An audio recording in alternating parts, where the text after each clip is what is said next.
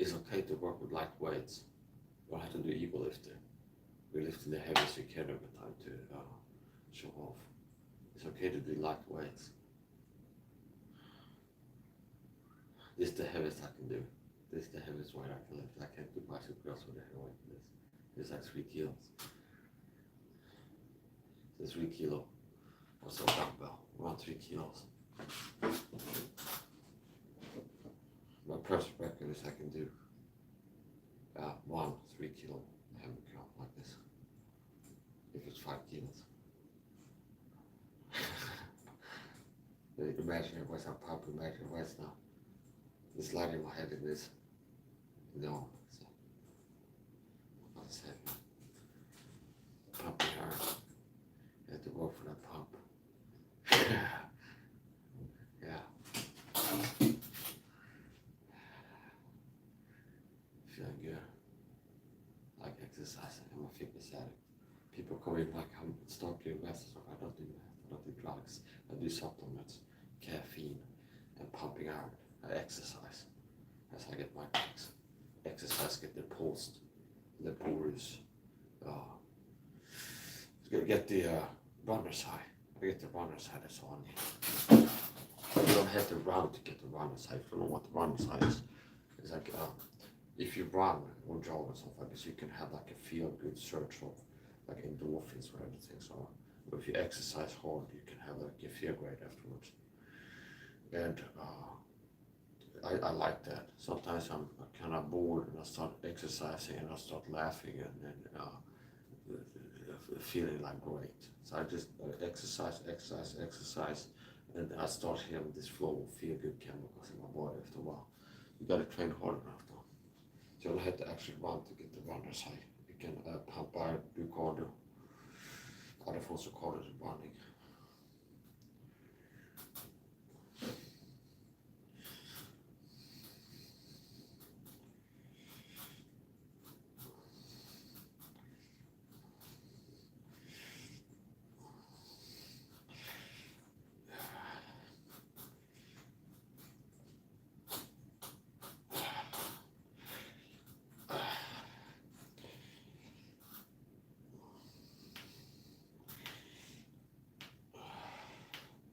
Get the shoulder making music. These are rhythmic. This is rhythmic bodybuilding. Get the shoulder clicks. It needs like a drum beat. It needs like a guitar solo under it.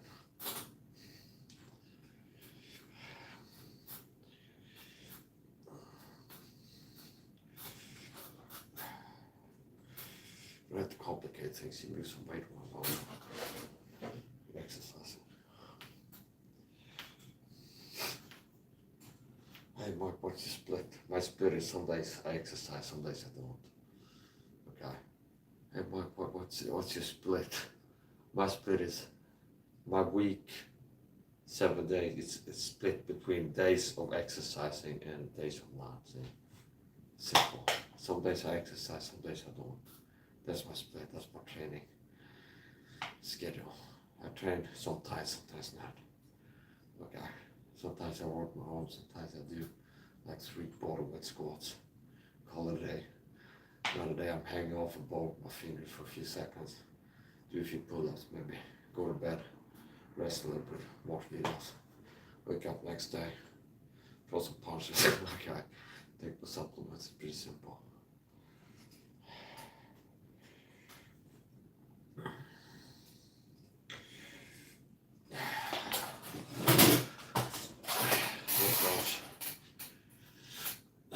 Don't expect to survive this chat if you come in trauma. Some people that deal well with the trauma, I don't deal well with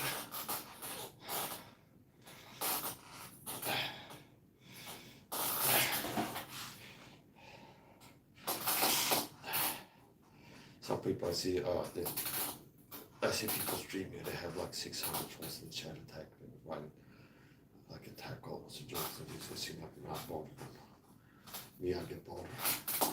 When people come in trouble, they get blocked.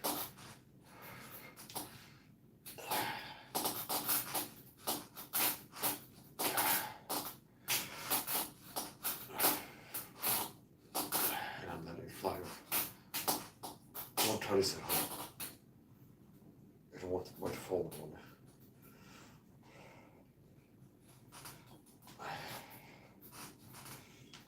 This is similar to you work in the same muscle groups pretty much as certain types of pull-ups. Go further back here. Go 11, 2, 3, 4,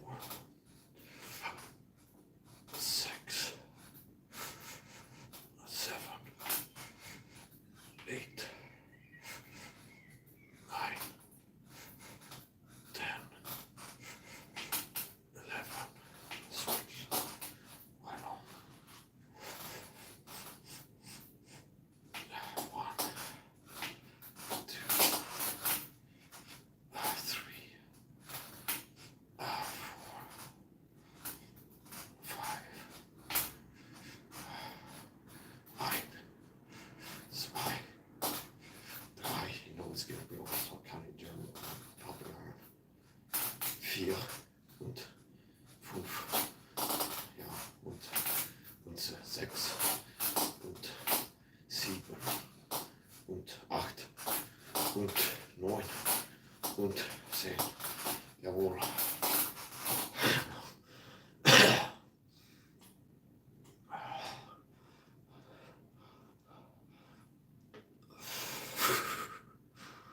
Yeah, my body makes music as I'm exercising. This is cracking and popping here and there. The shoulders clicking and the neck is making noises. As I said, this I don't care too much. But it's like if I could have a microphone in my neck and my shoulders, they said this I can make a beat out of it. Mike's out, shoulder, take a beat or something like this.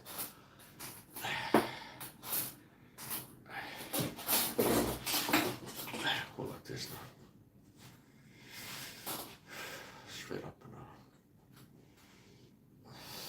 Without clipping myself, so okay, I might do this way now. Some of the ways I exercise can be risky, okay? If you need a weight like this close to your head, you can clip yourself in the mouth and knock your teeth out. I can feel the danger as I'm moving close to my head. So if you don't pay attention what you do, you can hit yourself with this.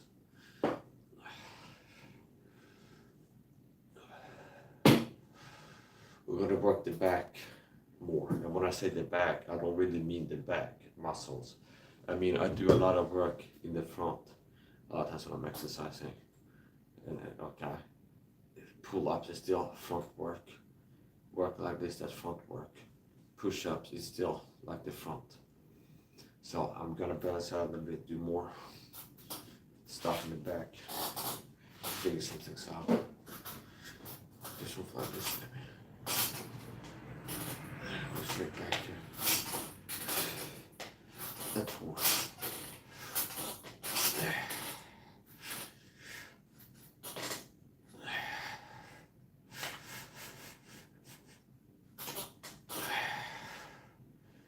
I don't know if you heard about Thailand and Cambodia, but I have conflict over there. My wife lives in Thailand, so I'm supporting Thailand in this conflict. You can say I'm biased. Well,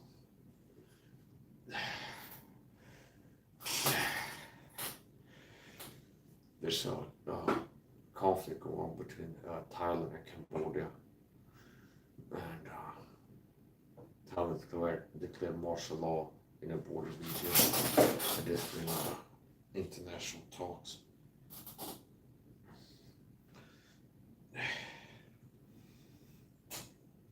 I'll go back like this.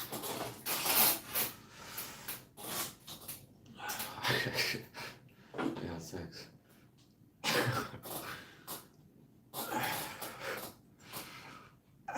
This I'm training for the ski Olympics. So I'm gonna be having really heavy skis if I'm thinking if they're gonna let me in there. I'm gonna have to have some handicap because I'm too good at sports. It's like if they're gonna let me compete in the Olympics, I have to have some kind of handicap. Okay, so I'll be having like Paralympics gear competing against normal people to kind of weigh me down. So they're gonna have me have most like a bar that's like a bar, it's like a steel bar, and use stuff for skis and stuff like this. They're gonna have to weigh me down somehow to make it fair for other competitors. So I'm training for the Ski Olympics 2029. You see this? This is what you do when you ski. You can think you had two skis like this.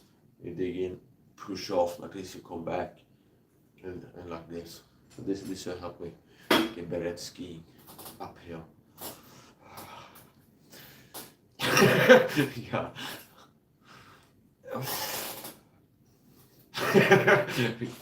Yeah. I'm not joking what I said earlier. Okay. I have people sometimes just come in, and some of them might be just cracking jokes, and some of them are just trying to, like, especially if I'm shiny, like I'm moving extra fast in the live stream training, throwing punches like this, or I've been live like 3 hours training, okay, martial arts, something like this. People come in, stop doing meth or crack or something like this, okay, it's like stop doing drugs. So a lot of times how I deal with that is like, yeah, I see the truth. There's like people can see that it's something that's kind of, wow, this guy has energy and he's exercising more hours than I could do or something like this. It's like you're cheating somehow, you're doing some kind of drugs. Now, if the performance appears to be enhanced, that is not due to performance enhancing substances, but supplements. Performance enhancing supplements. I take a lot of supplements. I fast, okay. Now recently I've been doing 2 med and 3 med more of the time. I've been doing OMAD fasting for around 5 years, and I'd say like 900, 1,000 days. Not 365 times 5. But I've been doing OMAD fasting for, like since I started doing OMAD fasting, got into it around 5 years ago. And 900, 1,000 days or so. I don't keep a journal, so I can't say exactly, but a fairly accurate guesstimation. It's like 90% of the time, 9 out of 100 days, 900, 1,000 at least, eating 1 time a day. OMAD fasting. That means I'm fasting on 23 hours. And that has many benefits. So anyway, people accuse me of being on drugs because they have a lot of energy and good athletic performance. I guess there's like, wow, sometimes this guy is performing well, so we gotta accuse him of being on drugs just to try to downplay the level what he's doing. It is attributed to drugs or something. He's moving too fast, got too much stamina in the corner. We had to accuse him of being on drugs. I don't do drugs. Now here's my lifestyle that helps to be strong and stay in shape. Supplements. I'm big on supplements, a lot of supplements. I do fasting. When I do eat, I eat a low sugar diet, high fat, low carb. So I do fasting, a lot of supplements. And yeah. Now I do, I'm a fitness addict, you could say, exercise addict. It's like I love exercising. I like training hard and how it makes me feel. Some people get the kicks stomping on a dream. But I know I'm gonna change that tune. That's life. That's right, I won't deny it. I thought of quitting, baby, but my heart won't buy it. How happy can one guy be? I kissed her and she kissed me. Like a fella once said, ain't that a kick in the head?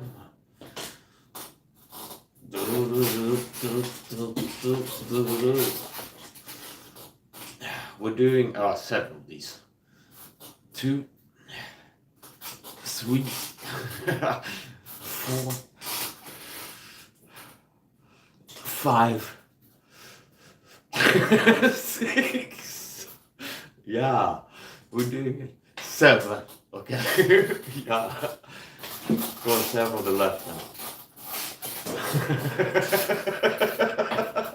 I love the guy gets perfect form in the chat. He survived. A lot of times say, I noticed somebody left a comment and you get blocked. Like 9 out of 10 times somebody leaves a comment and I'm getting blocked. But this guy survived a great Max Hard channel purchase. So far, this should be a medal or something like this. You some kind of prize. Okay. So we'll see how many comments if he tries to see if he tries test the water, see if he can survive it, like if he can leave another culver, I get him blocked. Okay, he's been able to do 2 culvers on this guy. Didn't get blocked yet. So, I wonder what the record is. 7 and 7. I did 7 on each arm, unless I forgot to count left. I think I did 7 on the left too. Okay, wait, talking and training at the same time if you miss the count. This is what? This is 1.25 kilos. 1.25 is 2.5 kilos. The bars and the weights, and the bar with the screws might be another kilo, I would guess. So this is 1, 2, 3 kilos. 4, I would guesstimate. Maybe even 5. So this is lightweight. And I'm gonna be working more with lightweights.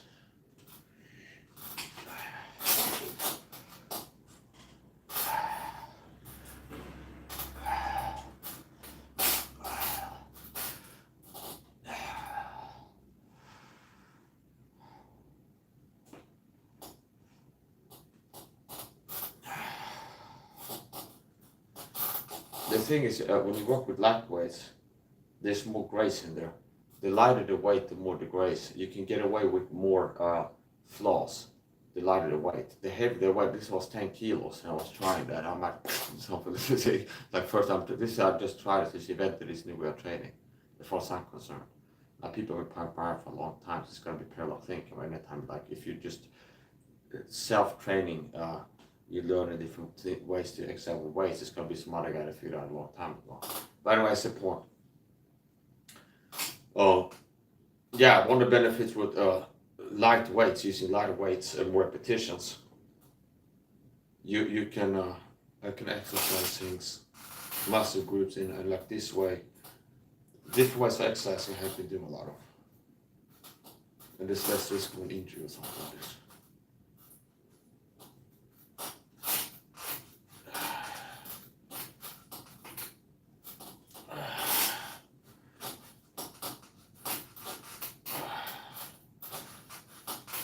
Thailand, Cambodia have been having a border, well, they've been having conflict.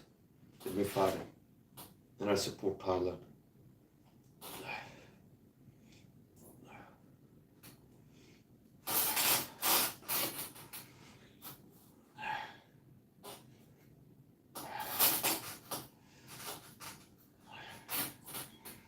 If Cambodia wants to have more land because they want to capture Thailand so they can grow more food, and it's about to get chickens. Cambodia can use the money instead of waging war with Thailand, waste a lot of money on bombs and bullets and stuff. Want to spend some money buying like chickens, a lot of chickens for Cambodia. You can buy a lot of chickens and some cows, some goats and stuff, and you be distributed across the country. Now I've actually got 2 chickens, a male and a female one.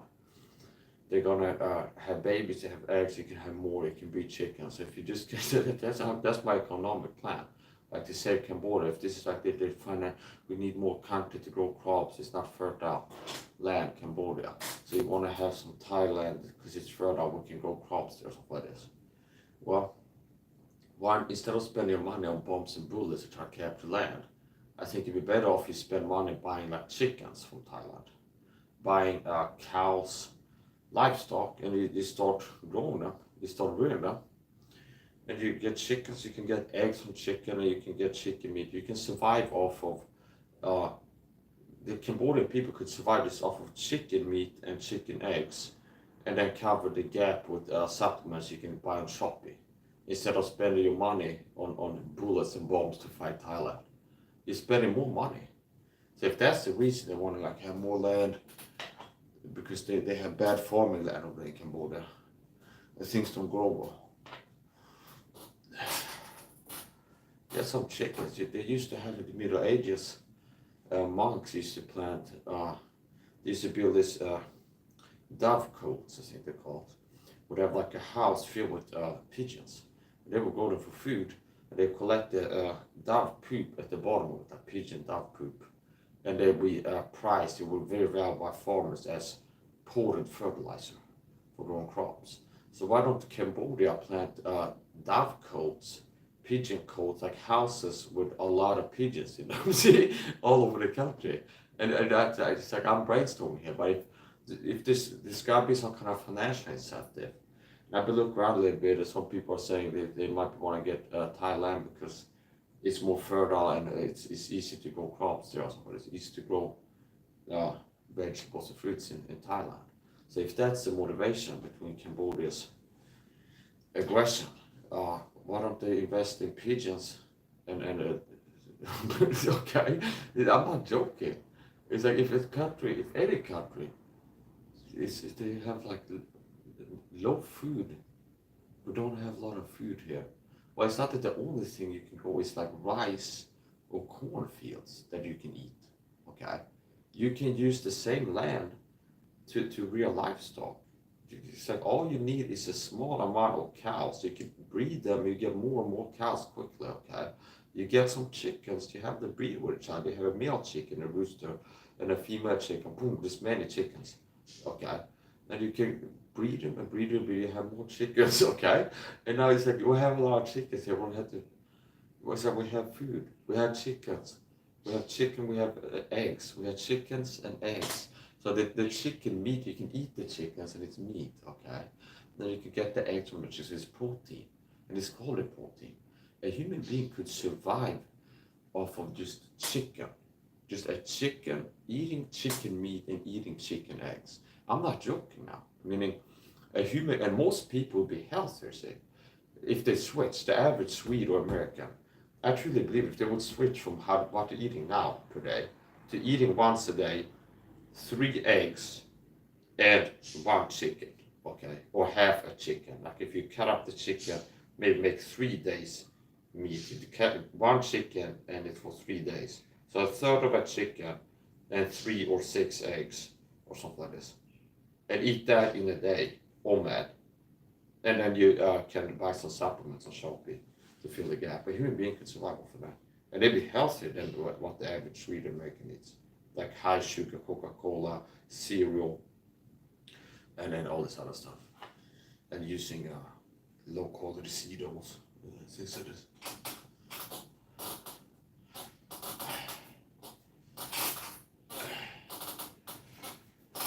Yeah.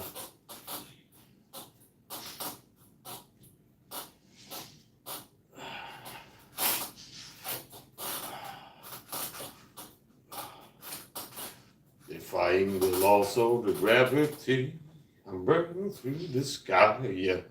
200 degrees, that's why they call me Mr. Fahrenheit. I'm traveling at the speed of light, I'm gonna make a supersonic man out of you. Don't stop me.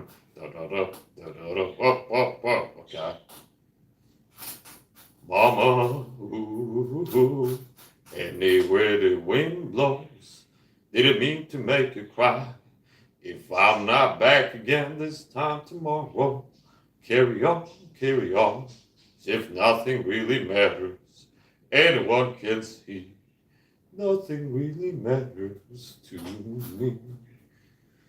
He's just a poor boy from a poor family, saved him this life from this monstrosity. Galileo, Figaro, Magnifico.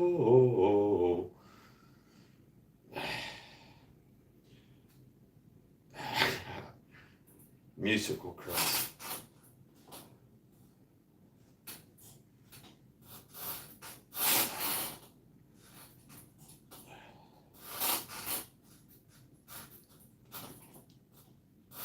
I will be your father figure, you can be a friend of mine, till the end of time.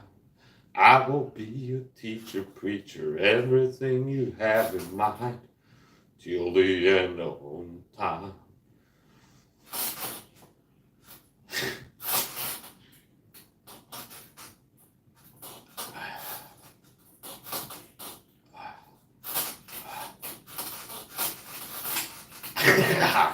Yeah.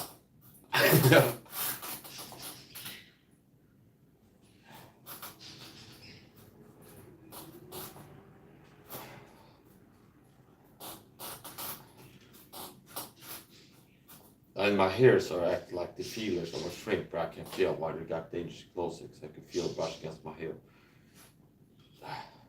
So you don't have nerve endings in your hair, at your hair tips, but the hairs or the follicles are in your scalp. So if you touch a hair, it's stimulating nerves in your scalp, the skin that the hair goes out of, which means with stiff hair like this, I can feel if something's moving close to my head. I get too close to my cranium, swing the weight here.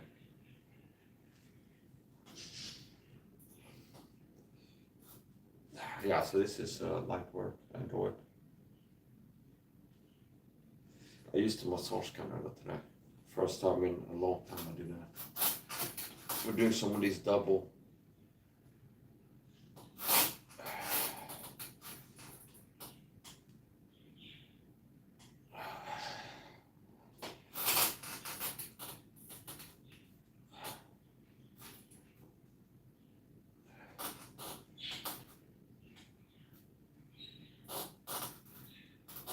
Ja, det är inte något exercise I can able to see. That is figures himself.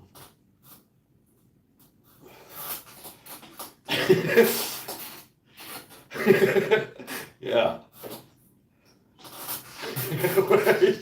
Wait for my workout DVD. Yeah, there'll be scenes like this and more.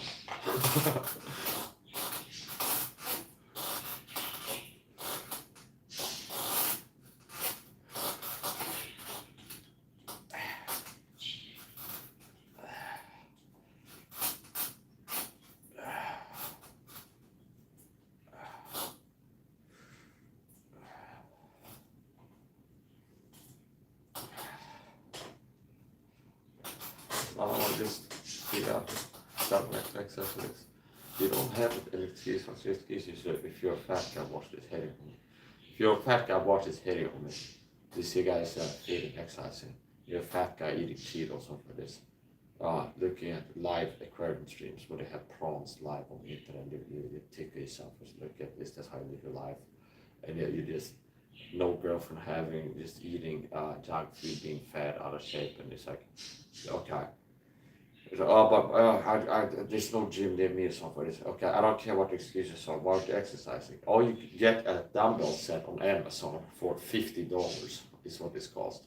Take your dumbbell set, and you can get a full body workout with just this. I'm not joking. You don't need more than one of these to meet your fitness goals.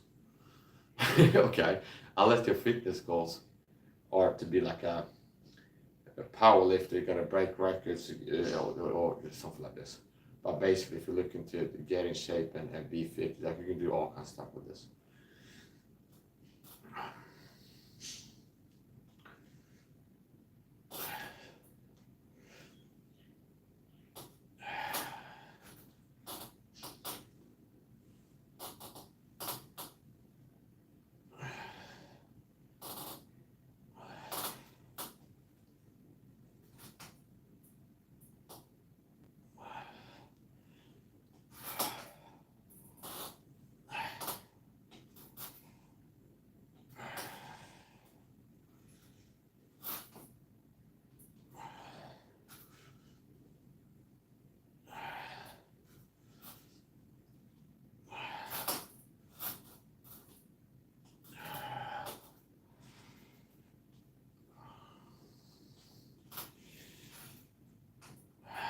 I'm blessed in the Pope and some gains.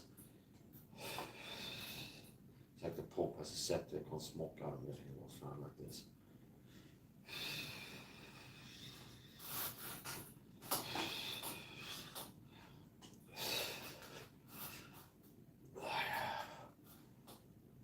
There's a new way I figured out to exercise with this. I can feel work in the back of my shoulder. This here. Coming up from here. Yeah, here. This here. And this too. This being here. Working on my muscle groups. See, I'm training my neck at the same time.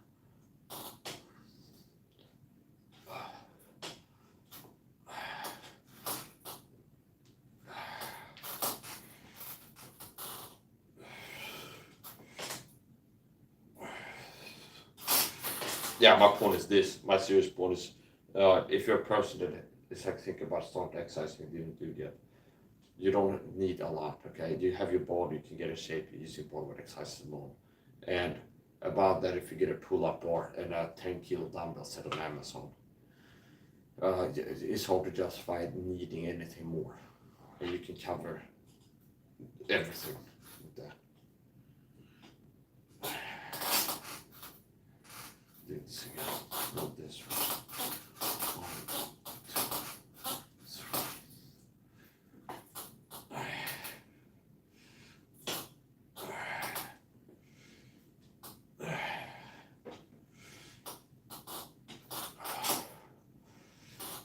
Go slow this time.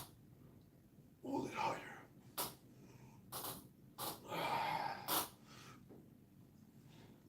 This is working my shoulder.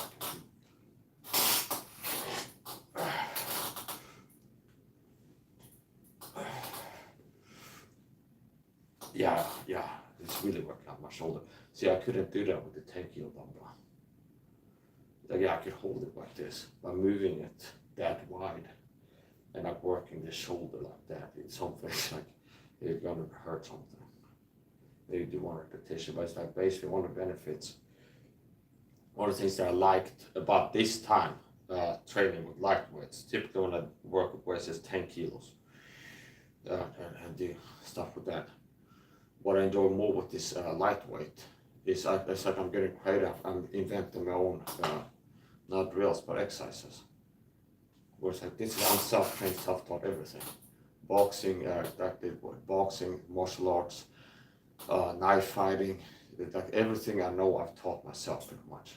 Self-trained, self-taught, including body exercises, we could call it. I just figure things out here. So I don't have to, this is another thing with the world is wrong now. The deep state Illuminati have conditioned the masses to be incompetent and like weak. And the weaker you are, the more dependent you are upon the system. Meaning, and it's in your mind I'm talking about. It's like, yeah, it's like you pay your taxes, the government has roads and things like this. That's not what we're talking about here. But if you lack knowledge on how to improve your health, all you know is the mainstream system alternative, the mainstream system, okay? And a lot of people will never end up in a hospital needing like the mainstream medicine if they would have known certain things and been putting work to stay healthy. They say that an ounce of prevention is worth a pound of cure. So, one of the benefits of being a Christian, I'm a Christian that I can do all things through Christ who strengthens me. I'm a do-it-yourself chiropractor. I don't have to pay $50 for 30 minutes of a guy cracking my joints. I do that myself. I'm my own chiropractor. I can do chiropractic through Christ who strengthens me. I'm a martial arts coach. I taught myself boxing, punches, Muay Thai, elbow strike, knee strikes, kicks. And it's like freestyle, not everything is exactly how to teach in Muay Thai, okay? But like, I've learned how to do effective elbow strikes and things like this. The point is, if I can move fast and hit harder, that's an effective technique if it lands. Why is the point? Singing, I can sing sometimes pretty well, okay? Sometimes people ask me to do more Bible readings and say I got a radio voice. Especially if I like read something, I kind of try to make it better. I didn't go to vocal school to learn how to sing and have like a vocal coach. Teach me how to sing, okay? Okay? So I can do chiropractic, health fitness coach, I'm a doctor, I've healed myself and other people. See? I can do all things through Christ, which strengthens me. I don't see other Christians living up to that or even like getting close to it. See?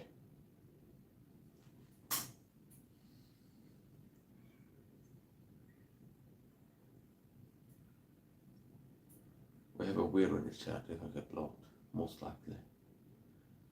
The guy Josh is not getting blocked. Not yet.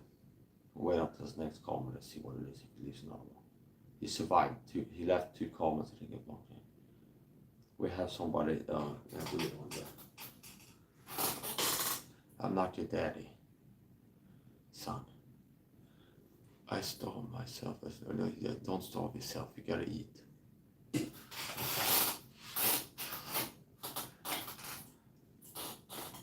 They're trying to trap me up in some kind of comments. I'm gonna say something. I get trouble for something. So it's not okay. Don't starve yourself.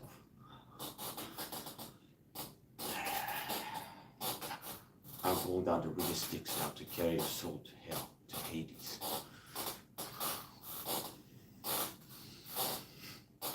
Literally, no.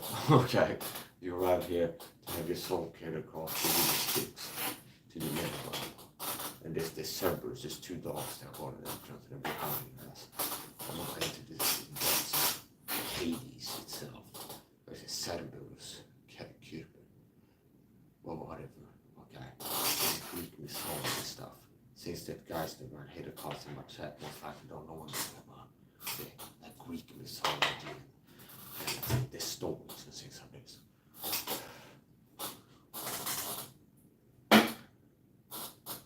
Somebody wrote, I run almost 40 miles. I'm going to read them slowly because sometimes if you just read them fast, I can read in a book and you're reading out loud.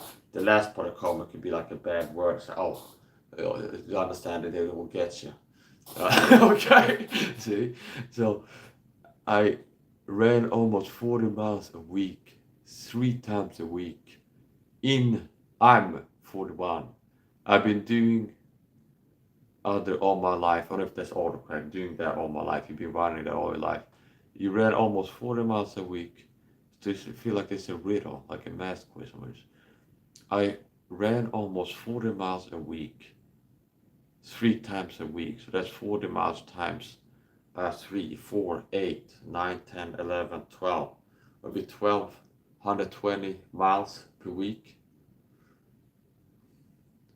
8, 16. Hold on. 8, hold on.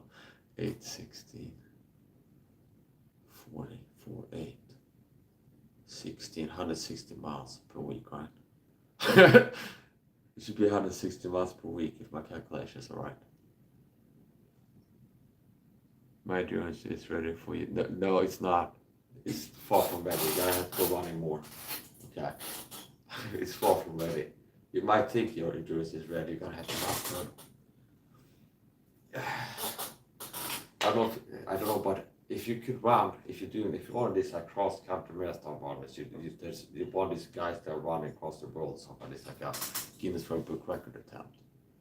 If you could run over to the Niagara Falls, I hear they got like great view over there. They have like a big river, okay, and they have like it might look like there's like an acid down there. Don't worry about it.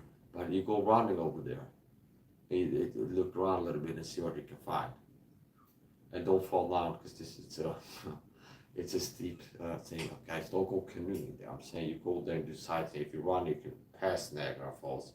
You can take a detour on the running path and go look at the water. You can go back on the running path. Don't get too close to the edge and jump off where you do. Okay. Keep to the knees now. You see momentum. A lot of momentum.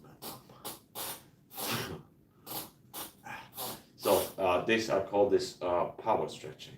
That came to me the other day, what I can call it. I was doing exercise in this before. And when I'm doing that, and I don't recommend other people do that, it's a risk weight exercise, you can fly off and you get hurt, okay? Now, obviously, if I'm just, here's a way to stretch. I can stand like this and get my fingers under my toes and then do a stretch. But if I want to stretch just the arm, I can use some weight to stretch my arm, my shoulder, and stretch it different ways. I can use some vibrations and rotations, things like this, and loosen up my muscles with it. And now I'm exercising something. You can do 2 things at the same time. And doing something like this, I can feel a pull on my arm, so I guess it'd be similar to if I would have a chiron, hold my arm and then pull on it, something like this. You can be, there's a lot of things I can do. Now don't try anything you see me doing this, touching at home.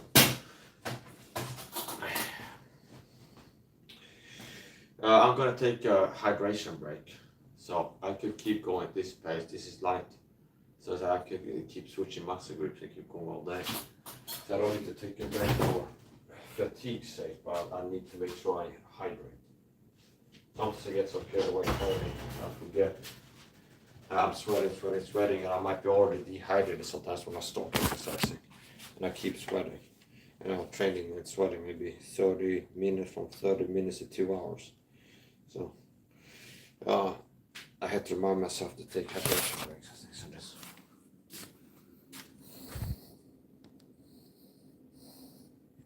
Yes, that guy's gonna get blocked. The troll.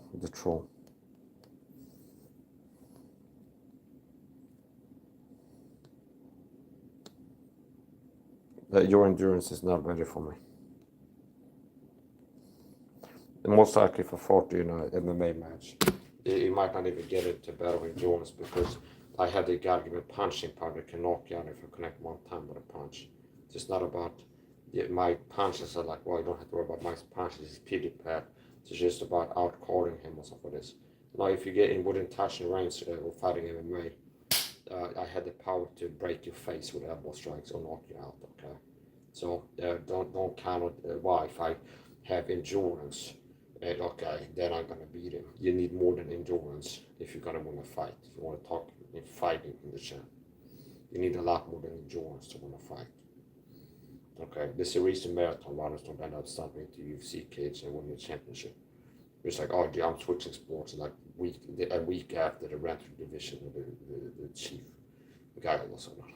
They have the cardio, but that just takes more than that.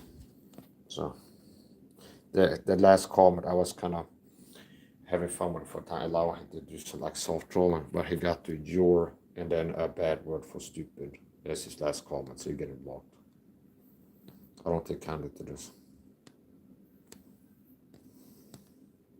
You gotta be funny, man. You ain't even funny. The chokehold's too tight. The left looks too right. You know what? You right. This motherfuckers can't breathe when I come through home to some shoes. Something like this. Fabulous. I remember that song. It was good. Yeah, you're most likely out of breath from typing. Okay. You might be out of breath from typing already. Talk is cheap. I get people all the time that chat haters. Like, yeah, what you're doing is nothing. I do 10 times more, whatever the thing is. Like, okay, talk is cheap. I can show up in a, what's the example? I can show up if David Goggins is live running, okay, under Nolan's account and write his chat. You ain't shit, David. I run 10 times as many miles per week as you. And it's like, here's this. And it's not good. See, this is the hater comments.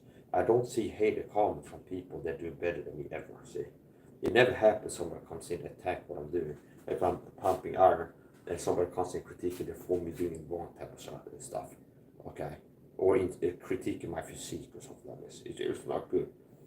It never happens that the comment I go to channel, and the comment that left Mike, your arms look like shit or something like this. I go to that they have a video of their physique, or they flex in a mirror, or exercise, or in the gym, showing their body, but they critique my body. It never happens that I see somebody leave a comment critiquing my form, like the form police shows up as a pumping iron. Like your form is off, okay, which means that like the same, my lifting technique is wrong. I don't care about that. I do them exactly how I want to. It never happens. I go to the person's channel, like you're lifting wrong, that they're lifting right, on their channel. They have videos of themselves doing anything physical. See? It's so pathetic. It's like you don't understand the lack of credibility that people have.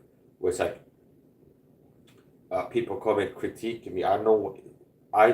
See, if I'm good at something, looking good, doing good, okay. I see.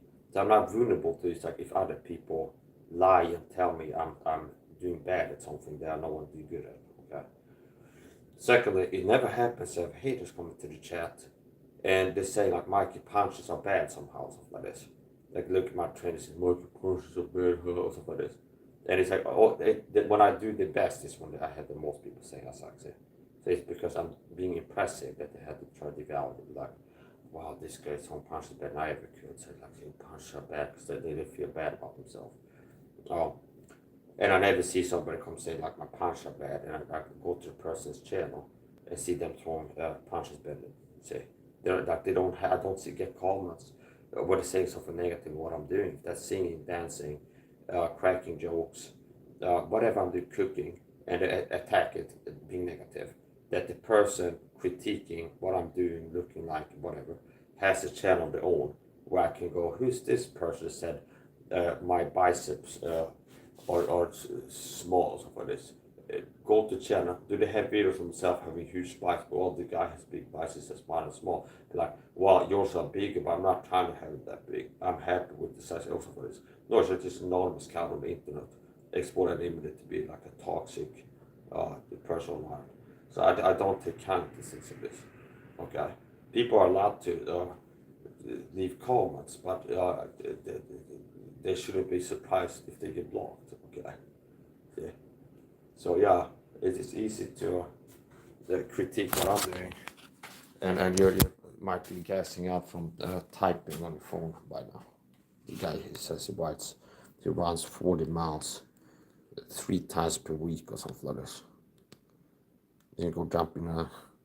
You're going to jump in a lake of fire unless you get saved. You have to become a Christian. If you don't become a Christian, you're gonna burn in the lake of fire. You say by faith in Lord Jesus Christ is finished work on the cross. He died for his sins on the cross, was buried, rose again from the dead the third day. His death on the cross involved the shedding of blood. So Christ shed his blood for his sins. He also paid for his sins with his blood, with his death, okay, on top of the blood. So what did Christ do to pay for his sins? He bled for his sins and died for them. After that, he was buried, rose again from the dead the third day. Trust in that and in Christ Jesus as your Savior, and you will be saved.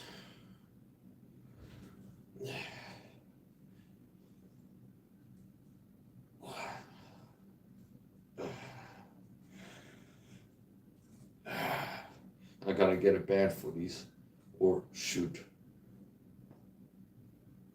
we'll improvise something.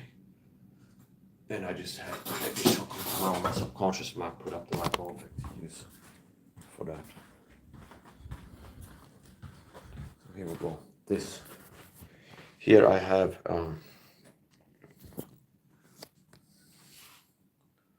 earplugs, same ones as I have in, only with the string. So they come, I buy this on Team, like 10 packs or 5, whatever. There's like a shoestring with earplug on each, so you can have them like this. And if one that falls out, like in your sleep, if you sleep with one like this, or whatever, if one that falls out, it stays there. You have the string. So this, yeah. Seek and ye shall find. I have wisdom dwell with prudence. I found out knowledge of witty inventions. I have wisdom dwell with prudence. I find out knowledge of witty inventions, the Bible says. I've been able to be very creative and invent solutions to problems, health problems, like broken appliances without any training. Let's say this, from being a Christian. See, that one of the things I remember was I had an old saw generator broke down, and I said I really need an old saw generator. Broke down, and I just broke it open, and look at it. I'm like I don't have any like confidence in my abilities. Like yeah, I've done this before. Like I've fixed electric stuff before, something like this. I haven't gone to electrician school. I just open, look at the components and go, oh, that's the thing that's wrong. And then improvise and fix it. Well, boom, it worked. I figure out how to run it again. See? Okay. So this is what it should be like for more Christians. And this type of stuff that sissy pastor were trying to say that it's mysticism or something like this. Whatever they gotta say to keep you from realizing that the power that lies in being a Christian, the capacity, the potential. The Matrix movie deals with things like this. I've done a decode of this movie before. The Matrix movie, the hidden in plain view truth. This is something I have to talk about sometimes. The hidden in plain view truth, decoding the Matrix system, and that's something that the deep state don't like. I can tell by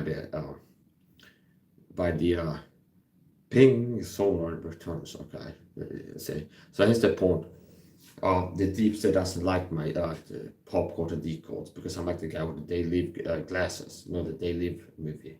The guy with the glasses, the guy one that can see. Okay, see the truth in 9/11, see the truth in the Bible, see the truth in ministries. Like, oh, the truth is this pastor is running this game here.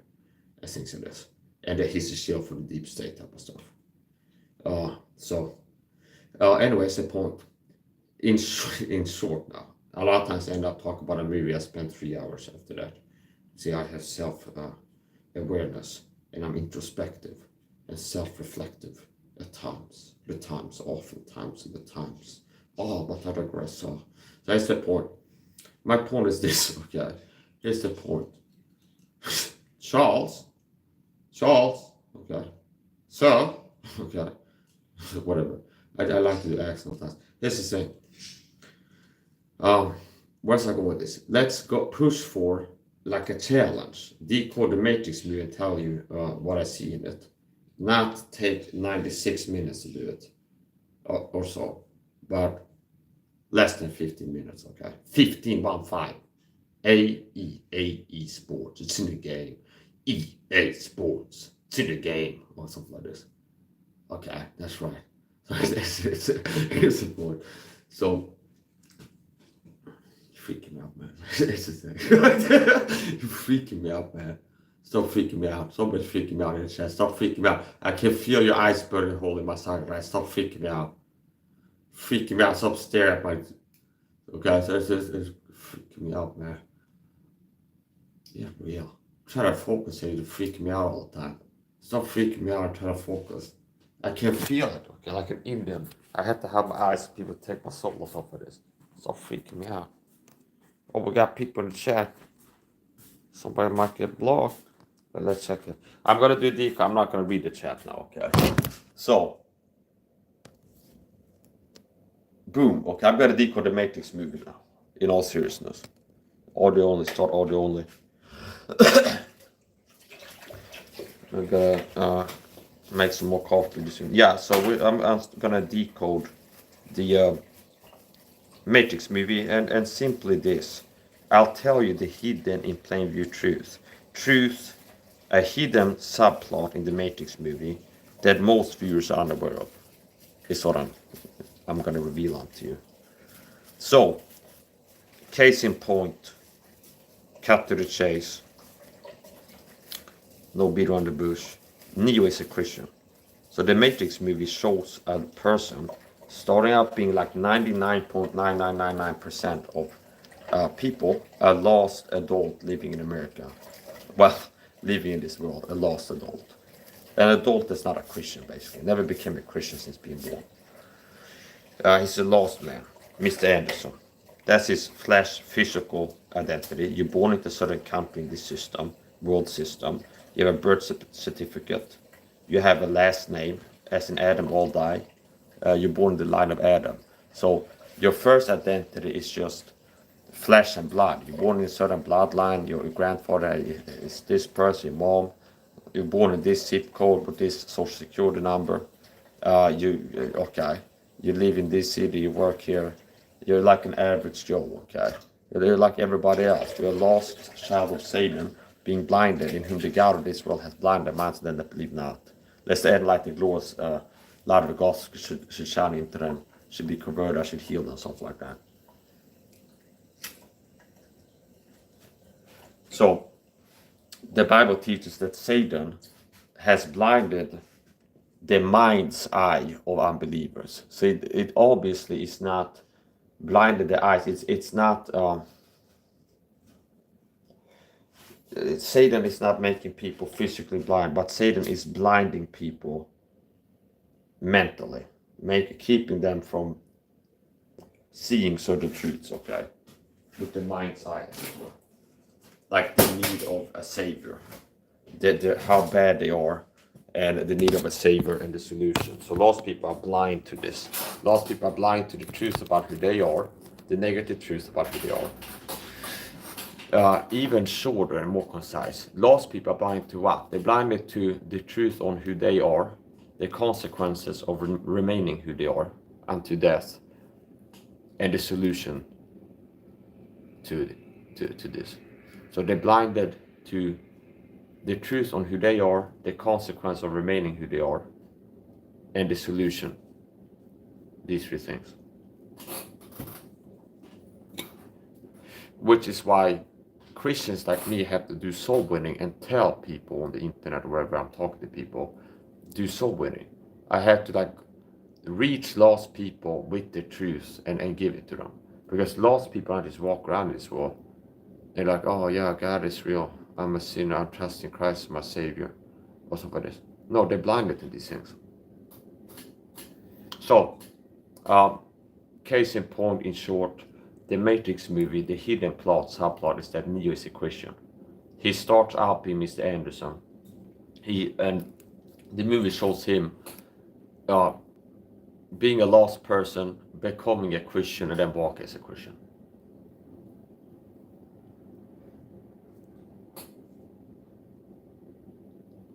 Therefore, if any man be in Christ, he's a what? New creature. Neo means new. If you put the word neo in front of another word, it means new. Neo-feudalism. That means like new era, new form, new type, new feudalism. Neo-Nazism, a negative. It's like new contemporary Nazis, not World War II Nazis, okay? It's called, you put the word neo in front of another word, good or bad, it means like a new alteration, a new form, a new era, new wave, new form, okay? Neocon, neoconservatives. See? Neo, new, and it means new, not the old guard. It's neo, neo-conservatives, neocons, neoliberals, stuff like this. See? So the word neo in front of another word implies new, a new form of something. So he gets the name Neo after he wakes up from the Matrix. There's a Bible verse. Therefore, an enemy being Christ is a new creature. All things have passed away, but all things become new. God has blessed me with the ability to be able to have discernment and see truth that I don't see other people able to see. So here's the point. Another thing I've been talking about a lot of my movies. So I already finished what I said, less than 15 minutes. I did the job. So I was going for time there, okay? It's like time pressure. And it might be better from another perspective if I spent 30 minutes explaining the Matrix movie and things like this. That's the point. Other movies are decoded, or other decoding activities I've been involved in. I've been making a lot of videos talk about what I can see in pop culture foreshadowing the 9/11 attacks. So 9/11 was done by the deep state, Illuminati. It was an inside job. They planned in advance, years in advance, more than 10 years before it happened. The two towers went down 9/11 and the third were to send the 7 building. So 9/11 was an inside job, and it was planned 10 plus years in advance by the people who control America from behind the scenes. The globalists, the deep state, New World Order, Illuminati, shadow government. Their child has many names. There's a Swedish saying, expression, kärt barn har många namn. It's like maybe grandma calls Bob, whatever, some guy, he's like, let's say I was a kid, maybe my grandma called me Mike, another one Michael, and somebody else is like Turtle Dove, something. Do you understand? So here's the point. The opposite of that is like evil Illuminati goes by many names, okay?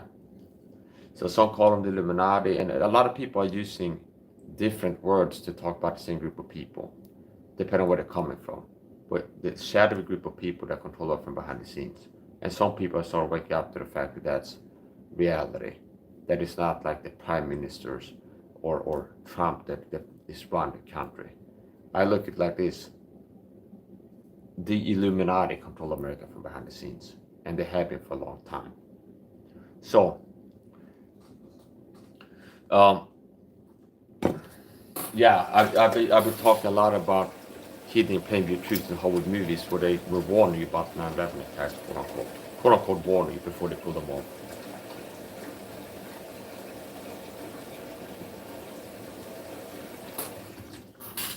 one instance of that is Die Hard. The Die Hard movie, Die Hard trilogy, the first 3 movies. Another one, Always, that's a unique find to me. And I think it was the Holy Spirit that guided me.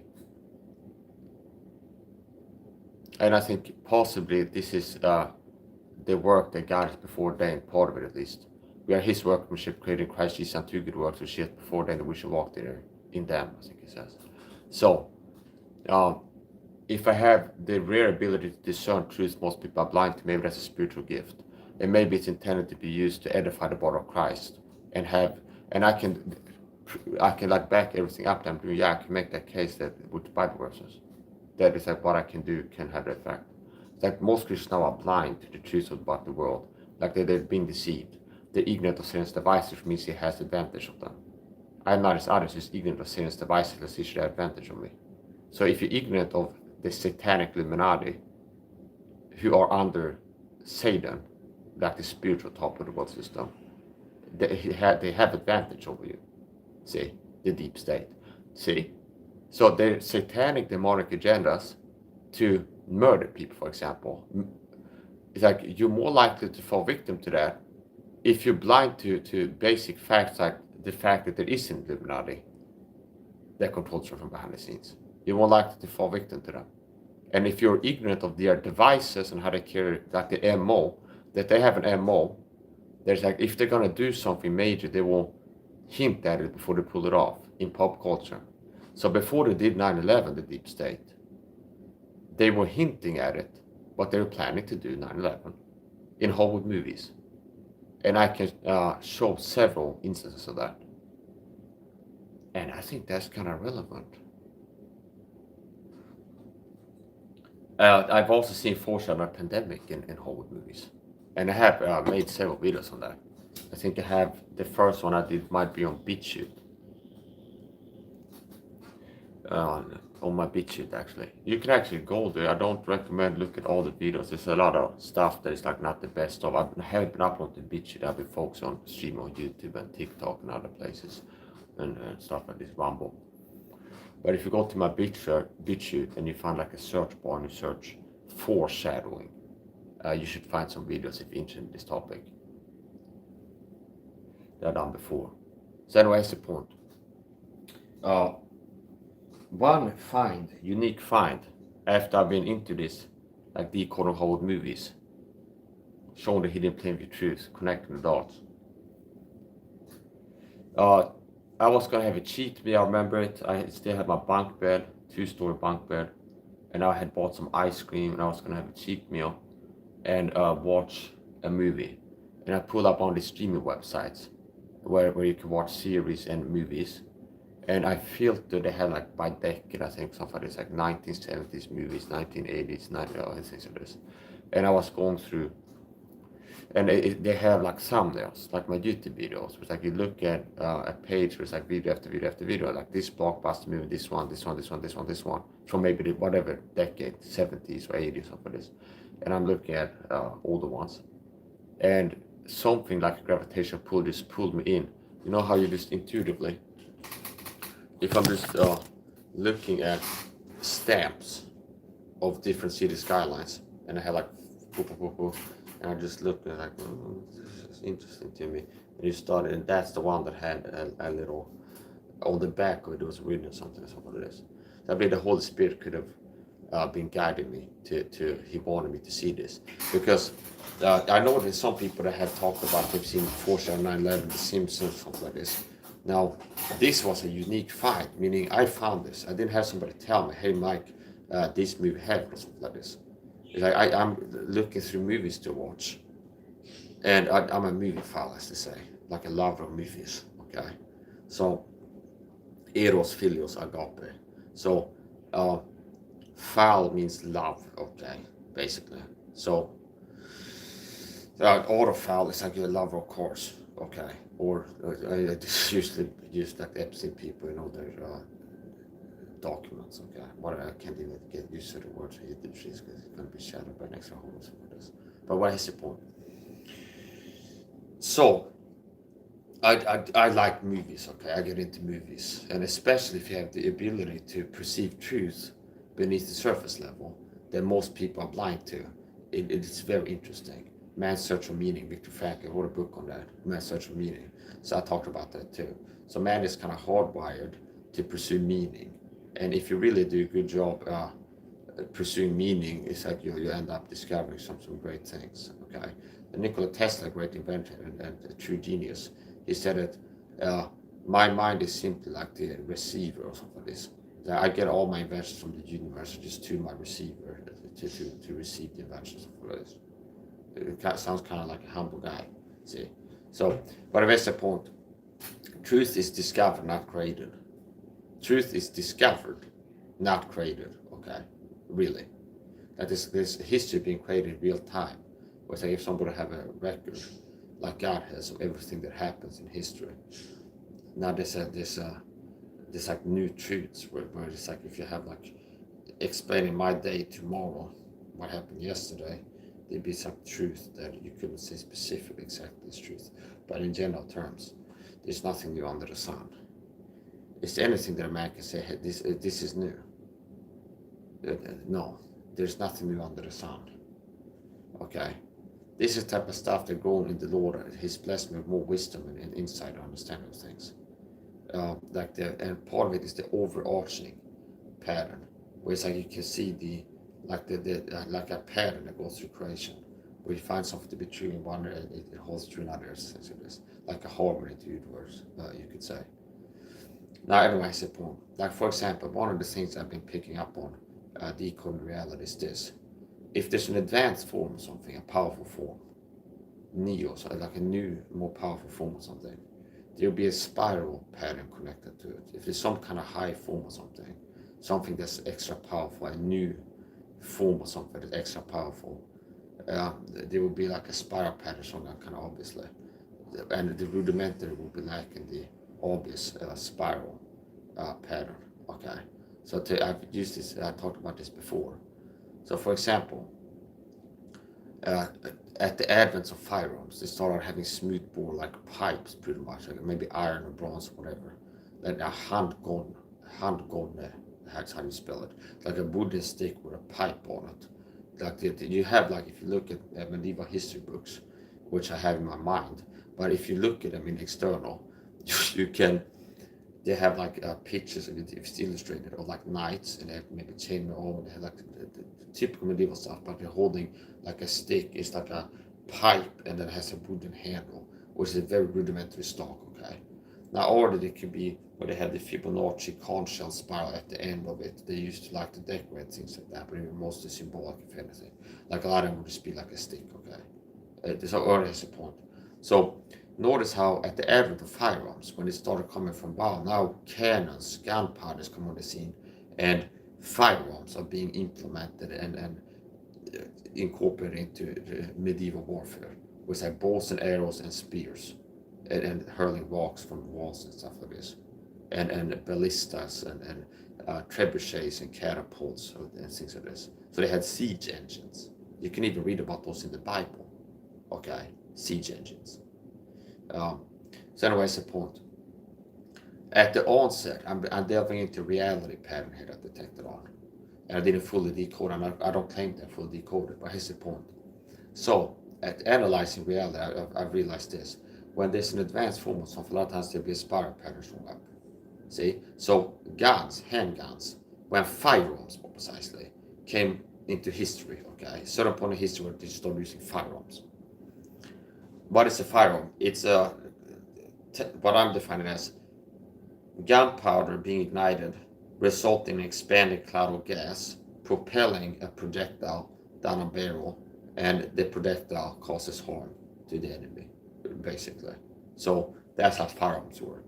And still, like modern firearms that people have, it's the same thing as a gunpowder charge being ignited somehow, expanded powder gases, okay, pushing a bullet, a projectile. So notice how the first form of this, at the rudimentary stage, was like it first came on the scene, firearms. It was smoothbore. Smoothbore means it's just a pipe, okay? It's non-rifled. So barrels are rifled typically, okay? And there's advantage to that. But at the rudimentary crude stage, we just came on the scene, firearms, they were smoothbore, all smoothbore, cannon smoothbore, musket smoothbore, everything smoothbore. And as there's technological advances and people put the minds to stuff and they figure more things out, the more advanced form is rifling, see? Where they figure out that we have these muskets, and if we get a groove in it, rifling, like a corkscrew pattern on the inside of the barrel, we impart spin to projectile, which stabilizes in flight. It makes it more accurate, and it makes it more accurate, definitely. So it makes the weapon more effective just to have rifling on the inside. Everything else has been the same. If you can have the projectile spinning, you can impart spin to destabilize it in flight. See? So the rudimentary form, straight, smooth bore. When it gets to an advanced stage, there's rifling, which is spiral pattern. See? Same thing if you look on a toilet paper roll, you see that pattern. So that pattern. So in a modern firearm, they're rifled, like 1 in 16 turn, or they have like they classify by different terms and things like this. That's the point. So you have a corkscrew pattern like this, like a serpentine corkscrew pattern, when it's a high, more powerful form or something. See, the rudimentary stage, crude level, it lacks the spiral pattern. When it gets really more sophisticated and advanced, refined, you have like the spiral pattern show up. See, and it holds true. I've meditated upon this upon my couch. Okay, so here's the point. In the night watches, here's the point. I give you another example. I give you another example. What about bows? Okay. Well, first you have bows. Now still you have like the saddle pattern, where it's like the string might be the first bows, maybe tied it around at the top of the stick like this, and it's like a spiral there at each end of the stick, but it's not just an attachment method, not what gives it power. Okay.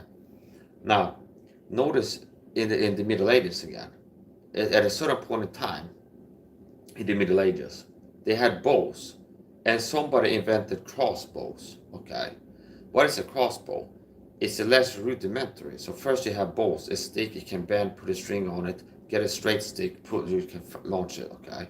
The rudimentary form, lacking the obvious spiral pattern, see? Possibly the first people maybe they didn't have fletching, and the fletching can impart spin to the arrow, see? A spiral pattern. So that's more advanced. Maybe there's some uncontacted tribes that have unfletched arrows. They just have straight arrows for close range work. They need fletching. And then some primitive societies have figured out at a certain point it's like add fletching, like bird feathers to it. And if you add them a certain way, the arrow spins like, and it can make it more accurate. Has some advantage. Stabilizing in flight, fletching. So anyway, that's the point. That's not my main point. That's kind of like a stepping stone on the way over here. I work towards the main point. So I'm proving that the patterns hold true. But it's like this advancement, the spiral pattern shows up at least more obviously. You had in the Middle Ages, you had bows, okay? So they had bows. They figured out long ago. They have bows and arrows, and they're using it. What is that? Is anything new under the sun? A bow, an AR-15, an M4 used in modern war, or an AK-74 was used in Ukraine a lot. Okay. What is that? It's a device held by a man launching a projectile, flying through the air, hitting the enemy, hurting him. Okay. It's a bow and arrow. Is there anything new? There's nothing new under the sun, it says in Ecclesiastes. It's generally the same thing, a projectile launching weapon that one man can operate and put out more than one round per minute. Okay. One projectile, he can launch more than one projectile per minute. See. So here's the point. Early stage rudimentary, you have bows. Then they figured out crossbows, and that's like a late advancement, where they might have wood and like two metal things, or bone or something like this is bendy. But like the more advanced crossbows, from bow you straight pull and release, you have winches. See, spiral pattern at the more advanced projectile launcher. Notice how it goes. I'm proving what I said. See, my mind has perceived this. So this is a truth. Of a truth I perceived it. This is a truth. So here, just a smooth bore first, rudimentary. This is a pattern of observed reality, and it holds true. Anything that's like powerful, high form, refined, advanced something, you see like the spiral pattern show up. See? So the first form, level 1, smoothbore firearms, Middle Ages, whenever that came on the scene, whatever the specific date. Smoothbore, just a ball, launching it. When they refine it, make it more effective, this new invention, firearms, they add rifling to it, which is a spiral pattern on the inside of the barrel, which imparts spin to projectile, thereby stabilizing the flight, and it makes it more effective, a more effective instrument of war. So here's the point. Instrument of death. So here's the point.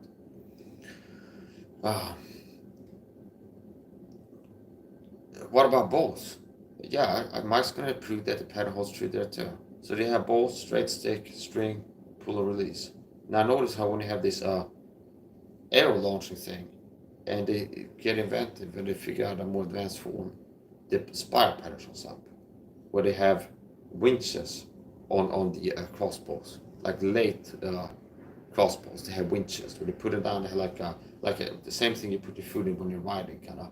They have like a little thing that they put their hand, and they wind it up like this, and they have rope, and they're charging the crossbow like that. They wind it, and it pulls the string back because it's just so much pound force in it. With your fingers, it's like you can't really do the job. It's like it's most likely, I guess, it's up geared somehow, so you're getting more. Whatever. So it's easier to turn it, but it's like a winch. So it's a spiral. More advanced form. What else? Well, they start out throwing rocks. Once they figure out ballistas and trebuchets, things like mangonels and stuff, that you see like the ropes around the log, where it's like a spiral thing. It's like ropes around the log. So that's my perception, and I don't think someone will be able to prove me wrong. So what I'm saying is, I see it to be a truth that there's something where it's like a rudimentary form lacks the spiral pattern. Once things get close, like end stage, the highest form, you have like the spiral pattern show up.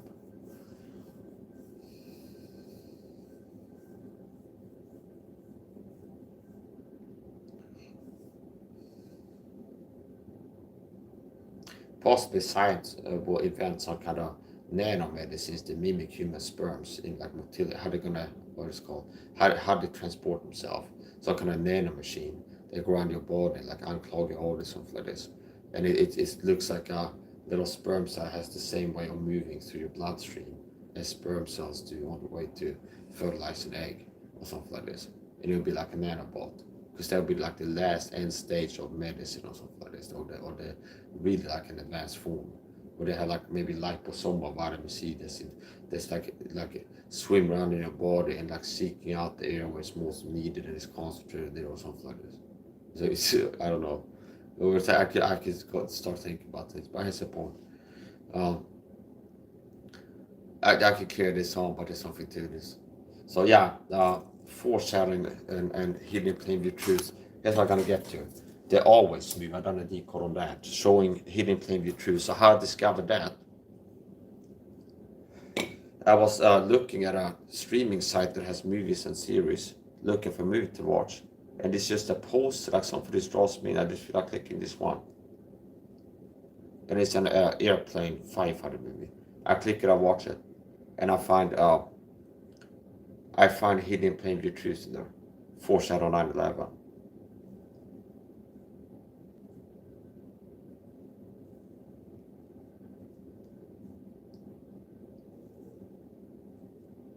So if you don't understand what I'm talking about, what I'm saying is the deep state did 9/11.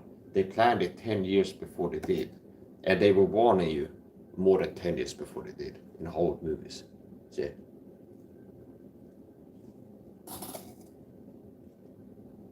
And I can prove it. Now, just because if I show the evidence of that, deco movies, and 99% of idiots can't see the truth, doesn't mean that I'm wrong. Yeah. I can show you foreshadowing, and if you can't see what's in front of you, then it's like you have a perception problem. I don't have a conveyance problem. Really. We're gonna.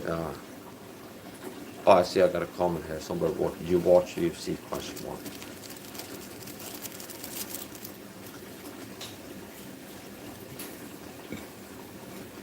Not really. No.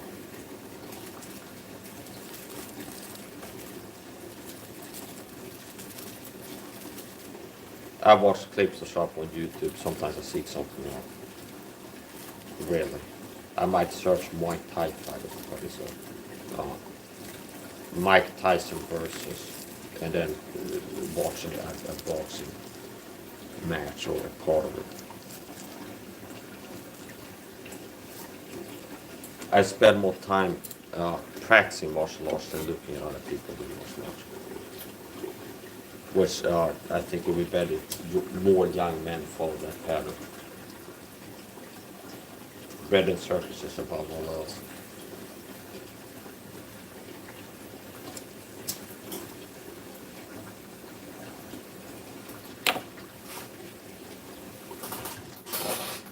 A lot of men are wasting their athletic prime, their potential that mostly resides in your 20s and 30s to achieve greatness on a physical level. See, like your 20s and 30s is the best time to start, like at the latest in your 30s, okay, to start getting physical, like getting into, if you want to get to a high level or something, if you want to make something of yourself and be extraordinary physically, to be like really good at running, be a marathon runner, professional or not, you just want to get good at something, like actualize your physical potential that's in your DNA.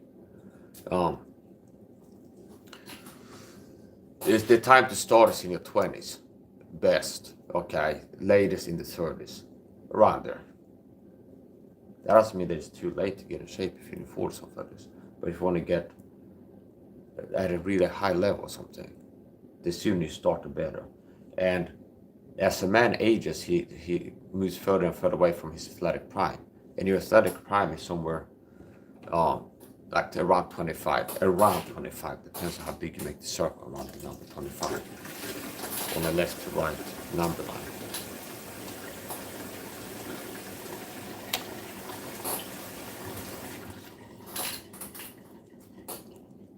Which means if you write 1, 2, 3, 4, 5, one next to the other, so you have like a line going there, 1, 2, 3, like the alphabet, A, B, C, D, like this. And you have number 25 and draw a circle. Depending on how big you make that circle, it will be different numbers in there. So that's the point. That's the point. We're doing bootleg math here. That's the point.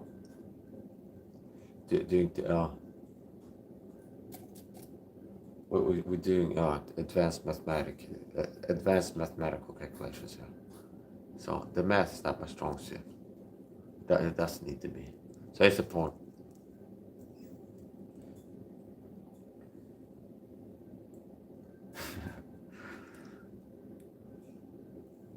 Yeah, so I talk about this sometimes when people show up, talk about sports.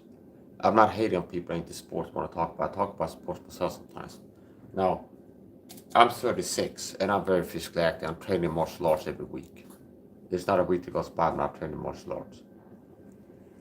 Okay. Now, there's a lot of men in their 20s that are not training martial arts, just looking at other guys doing on TV. Boom, that's a good point. That really says that's a big part of my argument there. There's a lot of guys in their 20s that are not doing martial arts, but they look at other guys doing on TV and they're spending hours and hours watching guys doing sports on TV, but they're not doing sports themselves.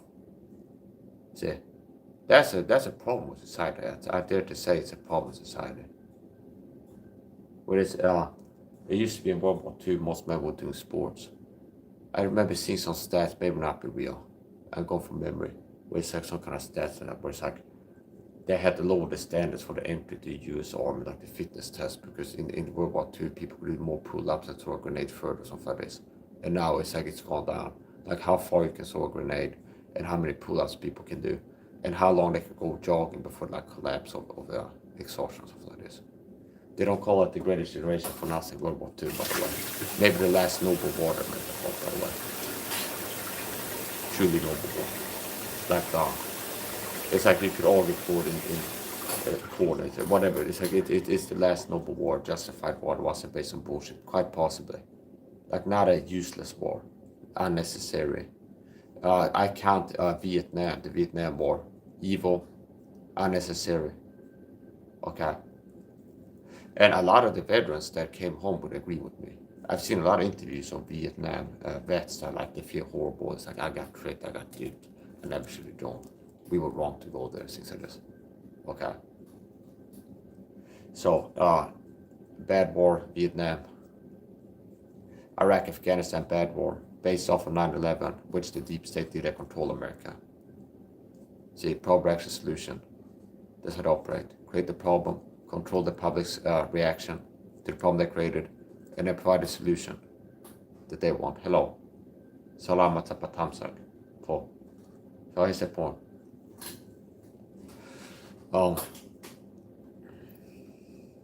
Salami. Okay. Hello. So yeah, I'm back. I'm gonna go back on topic. I'm not checking the chat all the time. People get lucky sometimes and look at the chat as they write something. Don't expect that I'm always checking the comments. People can leave comments. If people attack me, they get blocked. But if people are being friendly, they can leave comments. So, here's the point. Yeah, Iraq, Afghanistan, evil war. Vietnam, evil war.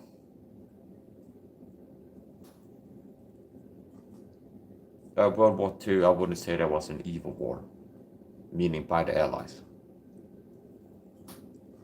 It's justified. The Nazis were slaughtering Jews, and the Allies picked up arms and said, we gotta stop this. People are gonna take over the whole world and do ethnic cleansing, I think it's called. But like this certain race, they're gonna kill them all. Okay. Genocide. The people, yeah, the Jewish people. So, yeah, as far as I'm concerned, that's the only war, like recent history war I've seen the US fight, other than against the British. See, that one, like the Revolutionary War against the British. And then also the ones that, the people that fought against the slavers, meaning the people who want to keep slaves and the other side of America. America was split in half, Civil War. And the people that want to end slavery fought against the people who want to keep slaves. That was another justified war, so as far as I'm concerned. Fighting to free black people and not have them as slaves anymore. So how many have I listed off yet? They'll be like, okay, that's an okay war that America fought. World War II, fighting the Nazis. The War of Independence, I think it's called technically, against the British. And then against the slavers, okay, fighting to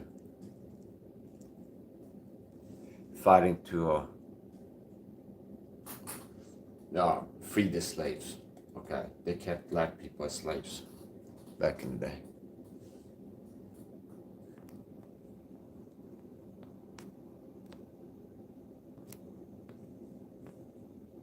I don't have time for annoying people. Annoying people get blocked.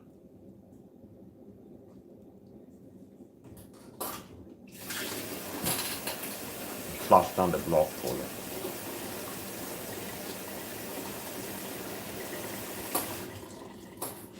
So that's the point. People rub me the wrong way, they get blocked. Period. I'm busy decoding the universe here and sharing rare wisdom with people you can't get anywhere else. So it's, I'm not going to get distracted by pointless comments.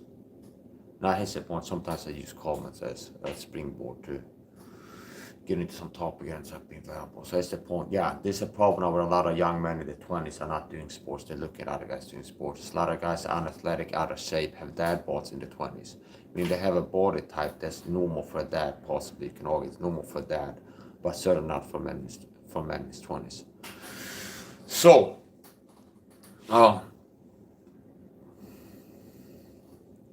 your male prime, your 20s, like 18 to 30, definitely should be filled with a lot of physical activity. So find something to do that's physical. And if you're doing something, you have some job, you're pushing papers, something like this, you're an accountant, or you find something to do in your free time. Man was designed to move. Human beings were designed to be on the move, not to be stagnant and static, not to remain stagnant and static. A sedentary lifestyle is bad for you. So man was made to be on the move, okay? To be reading hard and put back wet, as you could say. I've heard other people explain it as such, and I agree with that to at least a certain extent. So you weren't designed to be like a soft creature that just sits on your ass all day staring at a wall, okay? You weren't designed to sit in a chair staring at a wall all day. See, you're not created for that. So you had to play through biology if you want to be sane. And you had to figure out what God's parents are, what's natural, and line up with that as much as you can. If you care about what's good for you. After such the established order, since everything becomes chaos. Chaos, entropy, destruction, decay, death, disease. So it's like God's order is the best. God's way is the best way. All other ways are lower. God's way of physical health is the best. God's way of physical health is the best. And if there's another way, it's going to be lower. God's thoughts are higher than your thoughts, and His ways higher than your ways. Whereas this Bible verse is about this. God's ways and thoughts are higher than human ways and thoughts.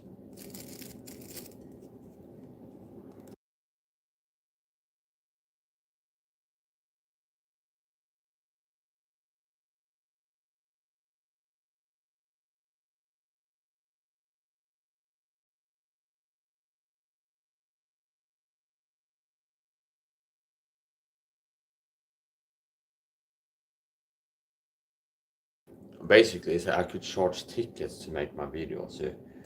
There's people that do a worse job than me decoding movies on YouTube channels, movie theory, movie analysis YouTubers, and they're not as interesting. They're not sharing as like insightful, rare stuff, and it's not as high quality as what I do. And they're making money off of giving like a third of the quality, best or tenth maybe, in terms of what type of truths they're claiming to discover hidden in pop culture, like movies. Like people making videos on Stanley Kubrick movies, things like this. Pales in comparison to what I've been doing. And they're making money. So there's a Michelin star master chef called Mark P. White. And this applies, see. This applies.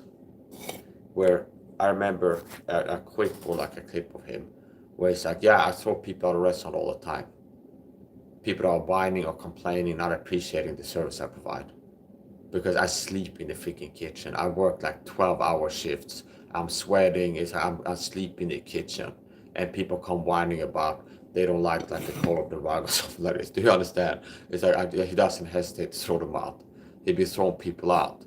And that's the type of guy that not being a Michelin chef. He had standards. He knew the value of the product that he provided. And he wouldn't be part of a narrative that what he's doing is not great when it was, understand? And do anti-marketing. Oh, yeah, you're right, okay. I suck at being a chef or something like this. I'm sorry, I pay for your dinner. No, if you don't like the service, you leave, okay? You got a match-redo or something like this. Hey, go get the guy, put him out here. I don't know how it works. It's kind of like people was like Gordon Ramsay. He came from Mark P. White. Gordon Ramsay was trained by Mark P. White. He learned his chefs. He was in Mark P. White's kitchen, Gordon Ramsay. He was part of a chef in training, like getting his experience with the Gordon Ramsay today was work with Morgan K. White. So anyway, they had a beef for some while, something about a wedding and TV cameras. Remember that? See that in the news. But whatever is the point. So yeah, do you understand? That applies to my YouTube channel. I spend 12 hours talking on camera sometimes to produce valuable content. I do everything from singing, dancing. This is a one-stop shop. This is like a Walmart. So I have everything. I have entertainment. I have live a cappella singing. I have martial arts, sports content produced by me. Okay, live sports content. There's teaching. There's teaching things and doing things that nobody else is doing. So there's no competition. Say, there's nobody else even like on the arena of doing it really what I'm doing. Say, it's like some people are doing this job, checking the box of doing the job, and then it's like who's doing it best. There's certain things I'm doing nobody else is doing. See, so I don't take kindly to people show up just to harass me in my chat when I'm here doing important work, okay? Or being a person that's on camera right now in between doing important work, okay? But it's still the same person that cares the value, see? So I'm not taking kindly to people showing up here and like, oh, they're whining and attacking me in the chat.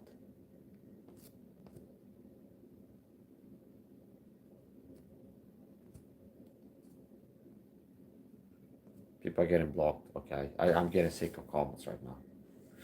Don't be scared to leave a comment if you're not a troll, okay? If it looks like you're trolling, you can expect to get blocked. If like this, it looks like you're trolling. Now, if people are making funny jokes in the chat, see, this is like a survival of the fittest. People that write funny jokes, okay, in the chat, they can survive. It might be like, that might be called trolling loosely. But people that are fun trolls, that are funny, for example, they might not get blocked, might not, see.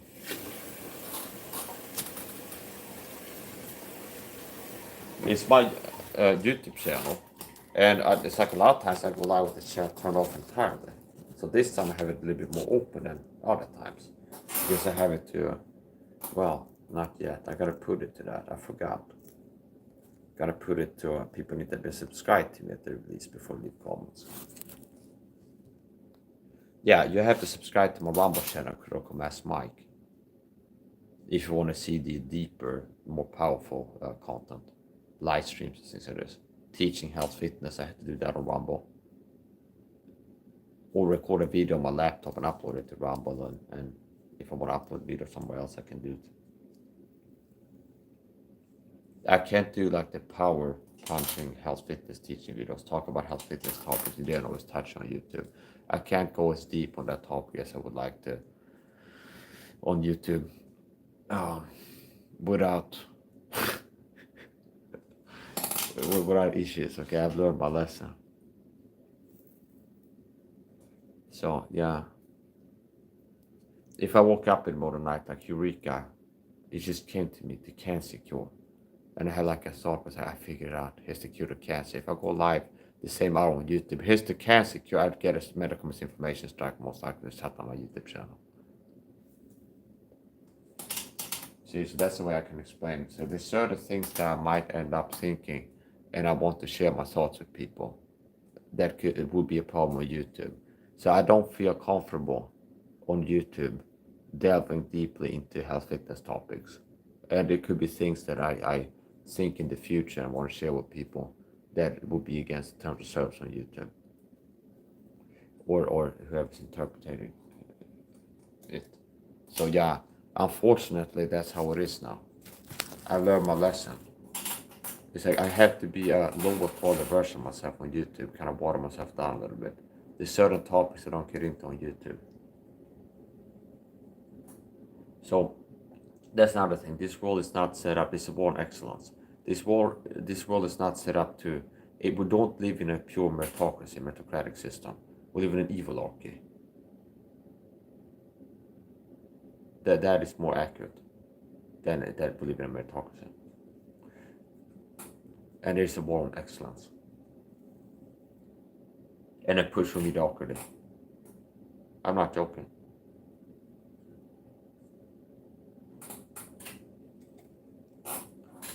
Good night, moon. Good night, sun. Good night, stars.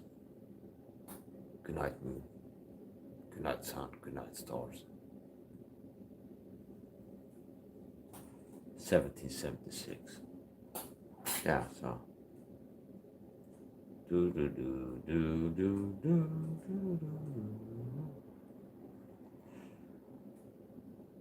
Hey, Mike.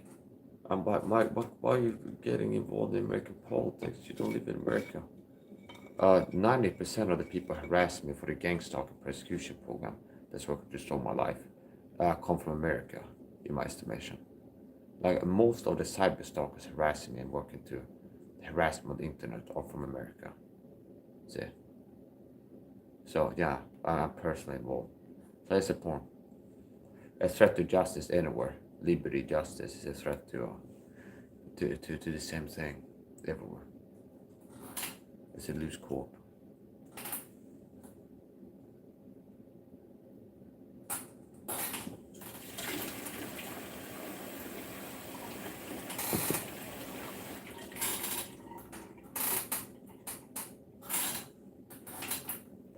I have a sense of patriotism for times past, not present. See? So my patriotism as far as my homeland is concerned, Sweden, it's mostly about past times, okay? Meaning not the current time. I don't feel like, wow, Sweden is a great country. I love Sweden, it's a great country. But I can have a sense that you might be able to describe as patriotic, like some kind of good feeling about Sweden and certain points in history and like certain details. Like they put a cross on the flags. When they pick what flag the country's gonna have, it's a Christian cross. So yeah, okay, I don't have a problem with that. You're flying at the cross high, which is the solution to man's sin problem. So Sweden, you could say it's a culturally Christian nation. So the Swedish flag is a cross. If you look at the Swedish flag, yellow, blue, same colors as Ukraine, only different. It's different in shapes. So you have a cross, like a little cross, and it's not like a T, and it kind of looks like a no. It's a little cross. So what we're gonna have for a flag? A cross. See, a lot of the Swedish kings, if you look at their like motto, their official motto would be like "Through God I rule" or something like this. These type of things, where it's like glory to God in the highest. Through him I rule, something. Thanks to him I rule. But something, so this type of stuff you see it in history books in Sweden. Would they be glorifying God, and even if they lost, like they would still be, like a lot of the people throughout history are going to be lost. And it's like most people that have claimed to be Christians never were really, okay.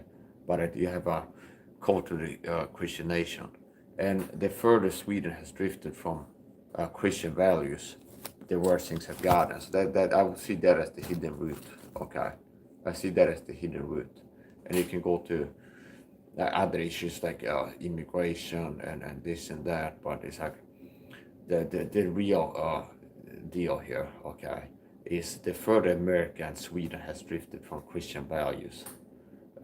That's what's the cause of the decline in morality and so if you have Christianity going down, you have like a chart, Christianity level on borders, so you have like the stock market reports that has some guys doing it, so these things are spinning in Wall Street and things like this, they just throw money around.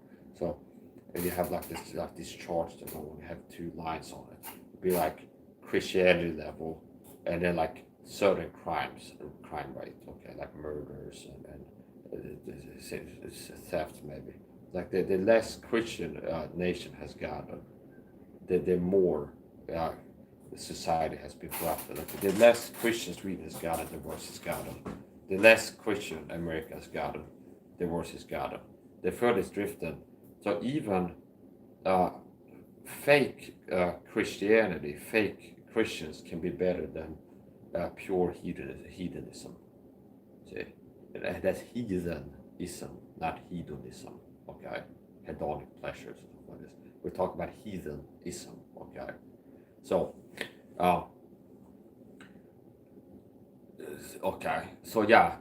the further Sweden has drifted from Christianity, from its Christian roots, which is like, well, it's like if you got trace back the roots, it's like, well, the root is the roots. It's gonna be the Garden of Eden of everybody. It's like people came from here and then spread across the world, okay. And you had Noah and the ark. What did they do when everything looked so dark? You gotta accentuate the positive. Don't mess with Mr. In Between. What is? Okay. Oh, what? No. I saw some black guys, the first rappers, it says. Okay. The first rap recorded.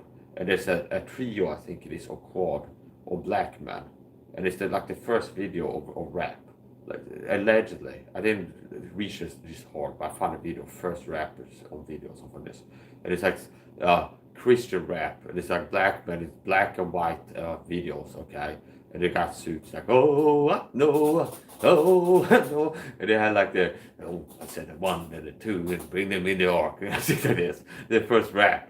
And then 1 and the 2, and they said, bring them in the ark. And oh, no. And they had guys sing the chorus. And then one guy's doing like rapping. It's really great. Okay. So it's like notice how like there used to be more Christian music played on the radio, secular, like to understand. This rare now you hear like Christian lyrics on radio stations. But it used to be a time maybe around the 40s to be a lot like Christian.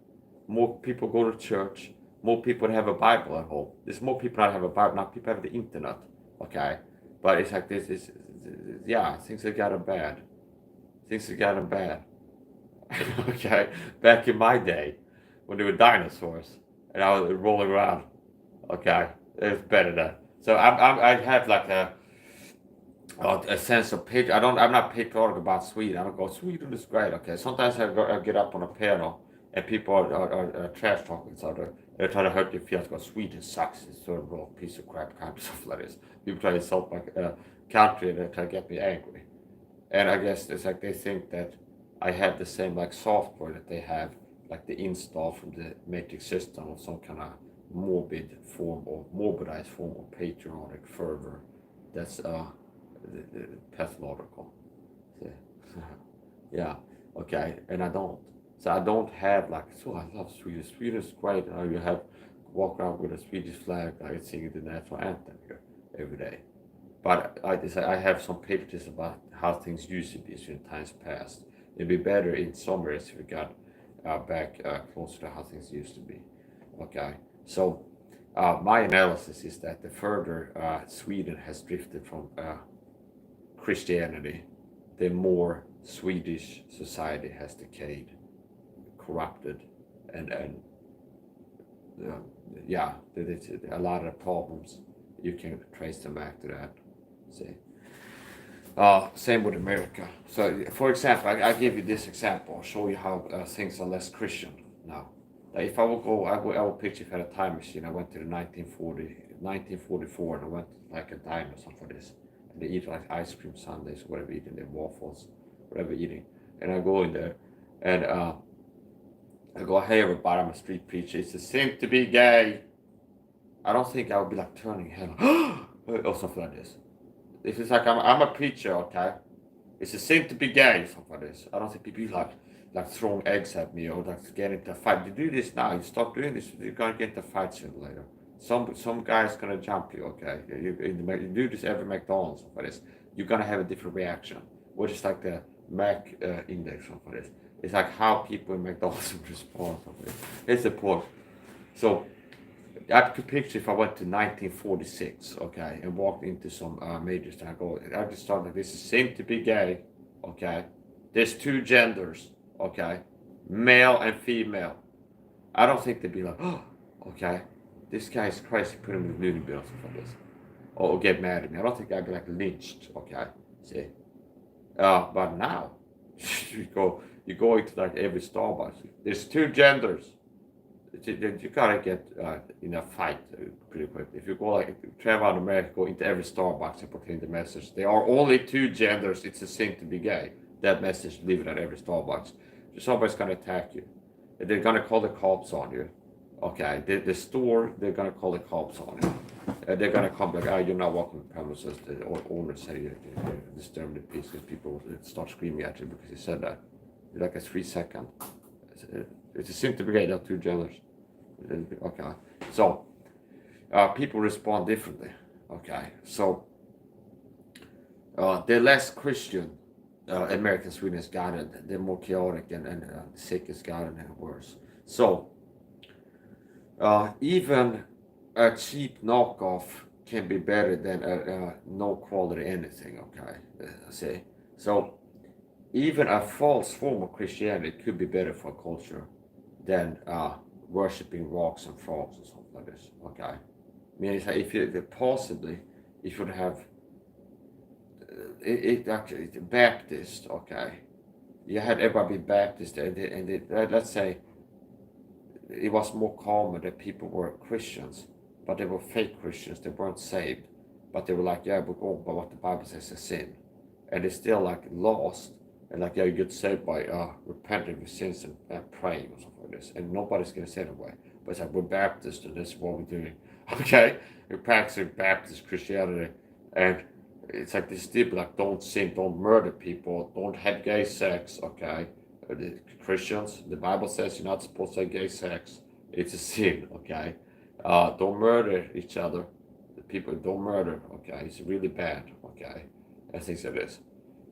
It's like you still be better off with like lost people trying too hard to live like a Christian without actually being one than people that are like full on heathen, that are like worshipping frogs and crows and full for the beasts and creeping things. See? Full for the beasts and creeping things. And even as they did not like to retain God with their knowledge, God gave them up to reprobate mind, to do those things which are not convenient. And you have verses in Romans chapter 1. I'll quote from Romans chapter 1. Men with men, burn in the lust, one toward the other, working that which is unseen, I think it says. Even the women, okay. See Romans chapter 1, King James Version, King James Bible, for more information about this. So Romans chapter 1 teaches it's a sin to be gay. Okay. Now here's the thing. I dealt with this recently on a panel. Okay. At that topic, and I was carrying the whole stream, and I was there ranting because the host had gone backstage. It's like, if I wasn't up there, they would turn off the stream. Then what's the point?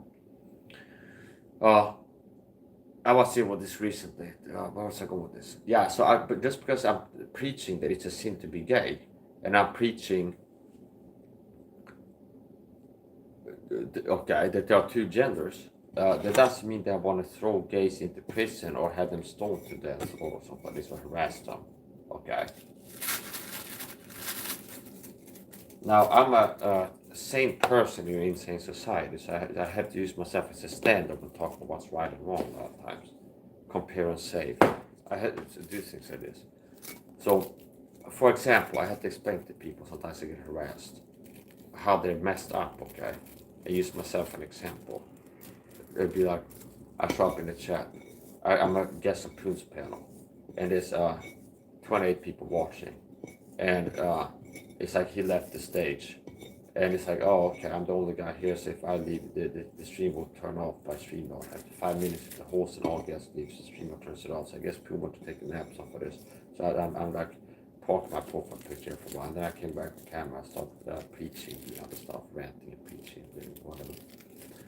And one of the things I thought, I'm a Christian for this. So if I go on a panel like that, and I say I'm a Christian, or I recommend everybody watching, believe the gospel before you die, and we're going to burn in hell, something like this. Something simple like that. Maybe like, it's fairy tale start attacking you. Maybe they show up the next day, harass me in my chat. Like, even if I don't like attack them, I just go preach you gotta get saved. And a lot of times like, I get attacked just by looking good and joining a panel. Okay. See, I don't do anything to attack them. I show up with this profile. Hello guys. Like people start attacking me because people are out of shape and have protein insecurities. And they feel ugly and out of shape when they see my profile picture. They have a strong feeling of ugliness inside themselves when they see my profile picture. And they want to protect that. Like, Mike, they start attacking me. They want to start attacking me, basically. a lot has to protect the feelings that they have inside themselves and subconscious thoughts, you could say, about themselves. There's a point.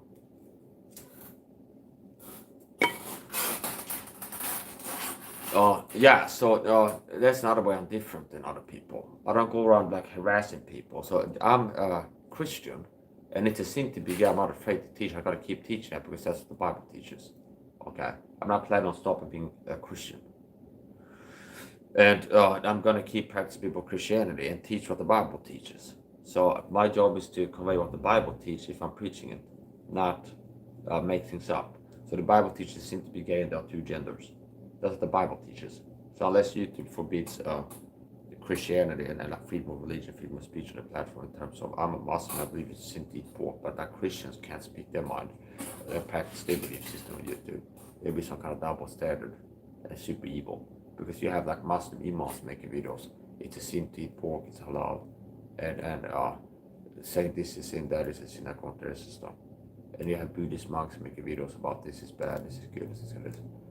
And there might be some things that I might be offended by. Well, this belief system teaches it's a sin to eat meat or something like this. Some Hindu guru or something, it's a sin to eat meat, he might teach. Okay, it is bad karma. I'm like, oh, I'm offended, I love meat, somebody said. So what is the point?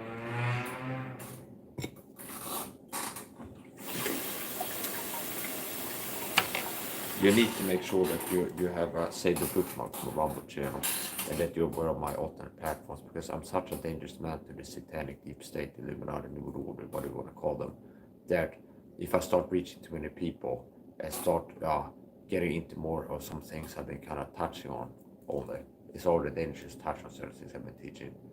If I start getting really deep with stuff, it's like it's gonna incentivize them to shut down my YouTube channel. It's like turn off my channel and hope that they don't watch me streaming elsewhere at that point. So it's like George Soros would call if he would call and I'm not even saying George Soros is like the Illuminati. That's the point. If the Illuminati Council of 13 or something, they sit at a round table in an underground cave somewhere, or in an ivory tower, with like Sauron's crystal ball, and like an AI computer that is staring into something like this. That's the point. If they call YouTube, hey guys, close down this guy's YouTube channel. I've been streaming on Rumble. So, I can stream on TikTok. I have multiple. That I have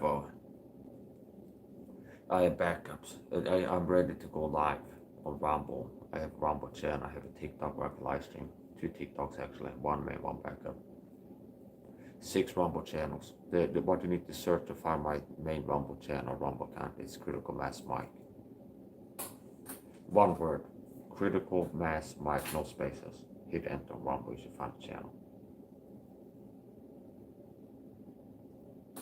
Anyways, the point. So, yeah, this is the real deal. This is what the real info looks like, not the fake deal Alex Jones. Okay? Alex Jones' account is a counter-intelligence agent, by the way, fake truth. I count him as a fake truth counter-intelligence agent. In my book, he's not a real conspiracy theorist. I think he's been co-opted at some point in time. The question is if he started out being a fake. Okay, he was launched, put on the world stage to be the conspiracy guy on the world stage. Or if he started out being real like me, and then they got him at some point in time. He was compromised. And they had to clean toilets in Epstein Island for 6 months or something like this, and they got him.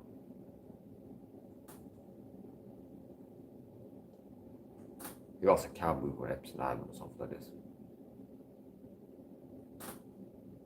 I just think what Joe Rogan did is mention that supposedly they had cow movers on Epstein Island. They had fake cows, okay, that they would put on the island, so in case people flew over it, it would look like a normal island, something like this. They've been moving the cows around to make it look like they're grazing on the ground like the real cows, to like trick people that nobody's leaving the earth. I don't know. It could have been a joke or something, whatever. That is not a main issue, okay? So here's the point. He had a weird temple on that island. I've seen pictures of that. I would not be surprised if they sacrificed humans in that temple at least once, or somewhere on that island. There's probably murders committed on that island, not just despicable sexual acts.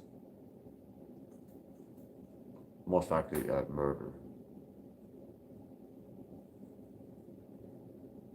And in the Illuminati, it's mind, they can justify anything to themselves, but it's like in God's book, well, it will be murder.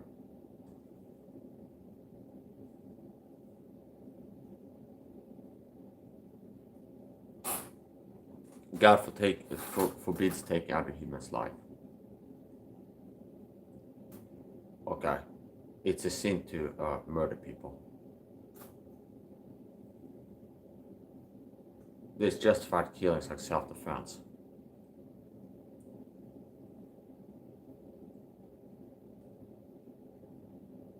But murder, God is against murder. The Bible forbids it. Another push in the New World Order matrix system we find ourselves in is there's a push for euthanasia, people murdering themselves, which is still murder, it's murder. See, and here's the thing, maybe I should call it Mr. Motivation a little bit.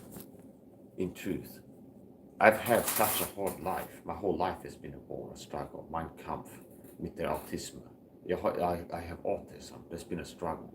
Okay, I've been suffering from autism since early childhood. That is something I've been suffering from. I say, okay, I've been suffering from it. Okay, that's one. Grew up in foster home, abusive foster home. I got ripped up from my family as a teenager and threw like on the other side of Sweden with strangers, living like with a pack of wolves in abusive circumstances. Meaning that's how I felt. Okay, I've had a hard life. My life has been hard since I was little. I grew up in chaos, like being a baby, chaotic living circumstances, which subjected to trauma, high stress, which affects you as a baby too. I thought about that. I do believe that if you have a baby and there's like bombs going on around the baby, it gets stressed. Okay, the baby will get stressed at like shrieking women voices, something like this, or glass breaking around it, or the male voices screaming loud or something. Understand? Things like this. They're like basically growing up in chaos. I believe the babies are affected. Okay, so they can have a trauma. But if you have a baby in a war zone, for example, I think that can affect the baby into adulthood. Like the first 4 years, even before you don't remember those years. But I believe things that like your environment as a baby can affect you. Okay, this nature-nurture debate when it comes to decoding humanity from a secular perspective, and you talk about nature-nurture and the mix of what ends up producing a human, okay, how they are. There's a point. My point is this: I've had a hard life, and I didn't kill myself, okay? I don't have suicide in me, so I would never take myself out, okay? So if I end up in a psych ward that tells you I killed myself, and that means the Epstein man said it took me out, or any other place, or I died in an accident, they murdered me. They've tried to make me have accidents before. I've been shot in the leg with a CIA dot gun, heart attack gun. If not that, it's something other, okay? So it's like, did it send me an MO? It was like, here's the model number of the device we hit you with, and here's the venom or toxin that was loaded with, a pollen toxin. But I'm not dumb, so it's like it's either a CIA dart gun or for practical effects, it's something similar. It's something they hit with in the leg that very well could have been a failed botched assassination attempt. And to this day, I have nerve damage in my right calf, like a spot, constant pressure feel in my right leg. It's not pain, but it's like I can describe it as I had a tooth infection before I had to get molar pulled. And first it can be like pain. Then it becomes like it can stop pain and have just pressure, okay? Where you feel like pressure and no pain, okay? So it's a constant pressure feeling in my right calf, like I would describe it as a numb pressure feeling in my right calf, about this big of an area. And that's where I was hit by a perp work for the program. I'm not going to get into details, but it's like I was hit by somebody. I was hit by the program. They got somebody to hit me with a dart gun. or something similar. And I can explain the experience. I'm in a corner store, and there's perps in there. There's always perps in the corner store, and there's perps walking in and out of the store, and there's perps I'm passing in the street on the way to the store. This is part of the gang stalking experience, the Symbolism program. Sometimes I've had idiots on the internet, and I think they might be trolled and not that dumb. So if I go, I'm tired with gang stalking on videos, and they go like, "Are you in a gang?" Like thoughts and comments, or like, "Why are gangs out to get you?" Something like this. I'm not a gangbanger. It's not gangbangers out to get me.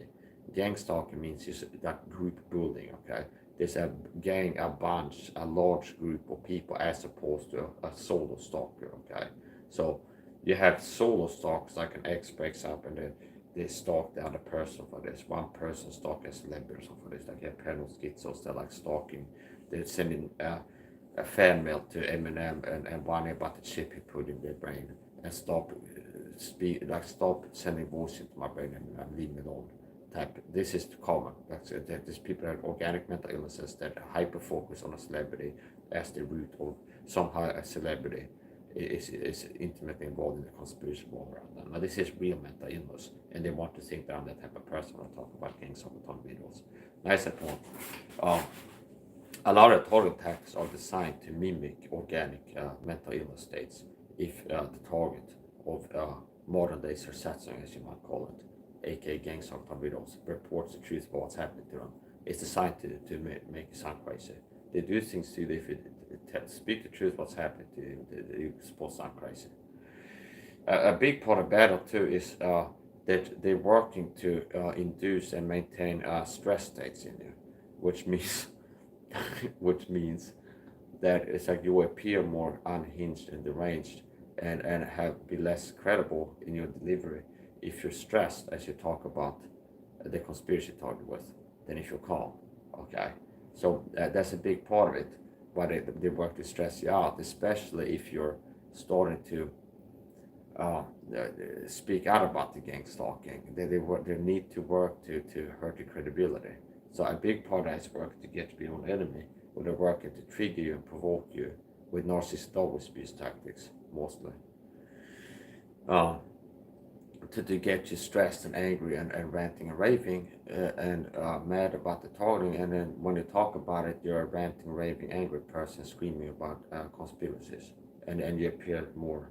There'll be statistically less people hearing a message believing you if you're in a high stress state, if you're stressed out, if you're fight mode, hyperventilation, you got high cortisol, high blood pressure, high heart rate. I get specific with stress states. So part of healing myself for mental physical health problems and improving my mental physical health performance capacity is understanding things. So first of all, I cured myself of panic attacks, asthma attacks. I went from the kind of vent down the hill having to I would fill a prescription maybe once or twice a month, go get a new inhaler from the pharmacy, said prescription. Salbutamol, Ventline discus. Okay, and I still get asthma attacks, mostly triggered by environmental triggers. Okay, like allergens in there. Okay, so they're getting near something I'm learning to. So I cured myself of asthma attacks. Okay, cured. I haven't heard another person had asthma that told me, yeah, I used to have asthma for a few years as an adult, and I cured myself. See, or like I could throw away my inhaler. I don't get asthma attacks anymore. I never heard of that. So, truth is always new and intoxicating and exciting, and this sellout pastor shills are boring, monotone, mundane, and a lot of them do narcissistic identity theft on me too, because I'm like the Matrix here, and they have to look in the original and copy it. See, because like they're playing the role. I'm acting like I'm a guy out here really doing a quality job, teaching people the truth they need to know across the board, full counsel of God, and so here's the point. Okay, so yeah, this is not the preaching, the truth teaching we have at home. Okay, this is not your grandmother's live streams. Your grandmother, there might be a certain video or clip you can watch, you would love it. Okay, maybe to get the right clip when I was talking about the 50s or something. She's like, yeah, he's right. Young man is right. Yeah, Yeah, we all agree with it back then. There's two genders. Why does he have such a deep voice? Your grandmother, is your voice? It's a voice, okay? It's a, so, okay, that's a strange grandmother voice. What's the grandmother voice? Yes, that's how it used to be. So for this, it's like their head. It's like they sound like they're clinging all to life all the time. It's like everything is shaky. Okay, everything is shaky. Yes, young man. They're shaky. See, they vibrate their voice. The old people a lot of times. If they get old enough, they're close to dying. Their voice gets like shaky sometimes for some reason. I guess maybe like the vocal cords have been outlived. It's like they've been. I don't know. But I have a sense like a stereotypical old person. They have like a, yeah, that's how it used to be. It's like it's vibrating a lot. Okay, what is the point? Here's another person gonna get blocked. Okay, this is a key example of what I just explained. It's a cyber stalking monkey, flying monkey coming in doing narcissist always abuse tags in the chat. Okay, and narcissists love to provoke understand in front of others. Trying to provoke you and then baiting you to respond to their narcissist always abuse tactics. So this is somebody trying to push my buttons in the chat. Okay. Oh, keep trying. Try your hardest. You're failing. Okay. Like need the matrix. No. Okay. Do you see me being stressed and triggered and crashing out and spitting at the camera and cussing? No. My heart rate didn't increase really. So, how's that working out for you? Trying to trigger me in the chat. How's that working out for you? Huh? How's that working out for you? So, they're pushing my buttons. So they're utilizing knowledge of previously expressed pet peeves. Meaning, I have previously on Lost, previously on Mike SAHA live. Okay, see, a lot of the finer work after I've developed the skill of playing around with my voice. And it's like, part of like the skill, if I'm analyzing how I'm able to get my voice how I want it to be, is how I'm turning my head and things like this. It's like the bass is the deep voice, okay? It's like you're watching Mike SAHA live, see, or something like this, and it adds a lot of things to the end of it. You're watching Mike SAHA live, or something like this. It's like the same thing that I'm doing with my throat and my vocal cords, by just doing something like this or something, like little, very fine details that make a big difference. Okay, you're watching Mike SAHA live or something like this. That live, they change it a little bit from the rich baritone or whatever it would be called. Like you're watching Mike SAHA live, and then it goes live or something like this. And it could be just, it could be opening more something like this. There's all kinds of stuff. So here's the thing. I'm a vocalist. I'm a solo Tradarian. A lot of people know that about me. I'm a solo Tradarian. Okay. I have one instrument, it's my voice, my vocal cords. So I'm a solo Cordarian. Vocal chords, CHORTS. I'm a solo Cordarian. I do solos a cappella, sing a cappella. A lot of guys couldn't hold a candle to my voice. I'd be melting. Okay, here's the point. We don't need no soft control. All in all, you're just another break in the wall. Teacher, leave us kids alone. All in all, you're just another break in the wall. That works. That works. That's work. And that works. That's the point. So, if I was paid to sing a cappella somewhere, that'd be payable work. Keep that quality level. Somebody will pay you to sing that ball somewhere. So that's the point. Somebody asked me recently, Pew, okay, a guy go on his channel sometimes. He asked me, Mike, why are you so much better than anybody I've ever met in my whole life before, including me? I go, good question. Okay. I think about it, get back to you. Okay. So here's the answer. Okay. So here's what he really asked me. We were talking like whatever, talking like guys talk sometimes. And we talk about this and that. And he said, we talk about some weirdo who's got like an OnlyFans. And he's not gay, but he makes gay porn. So he gets paid he's gay for pay. And this is his words. Okay. And we're kind of like, that's kind of strange. The guy's not even gay, but he's doing gay. he's doing stuff, performing for gays on OnlyFans for money. Just like gay dudes jacking it through, and he's being paid money, okay, and he's straight. Alleged reporter, okay. This is obviously so. It's like who brought this to my knowledge? So my intelligence briefing this morning, and it's like yeah. So there's a guy. He's on OnlyFans, Mike. We talked on his pad yesterday, okay. And he's like, well, there's a guy. There's a weirdo here that goes around here. He's not even gay, but he's producing OnlyFans videos with gay guys like jacking his videos. So he's gay for pay. And I think they cut the clip because I'm gay for pay. I'm not really gay or something. Or the guy saying that. So. Yeah, here's the point.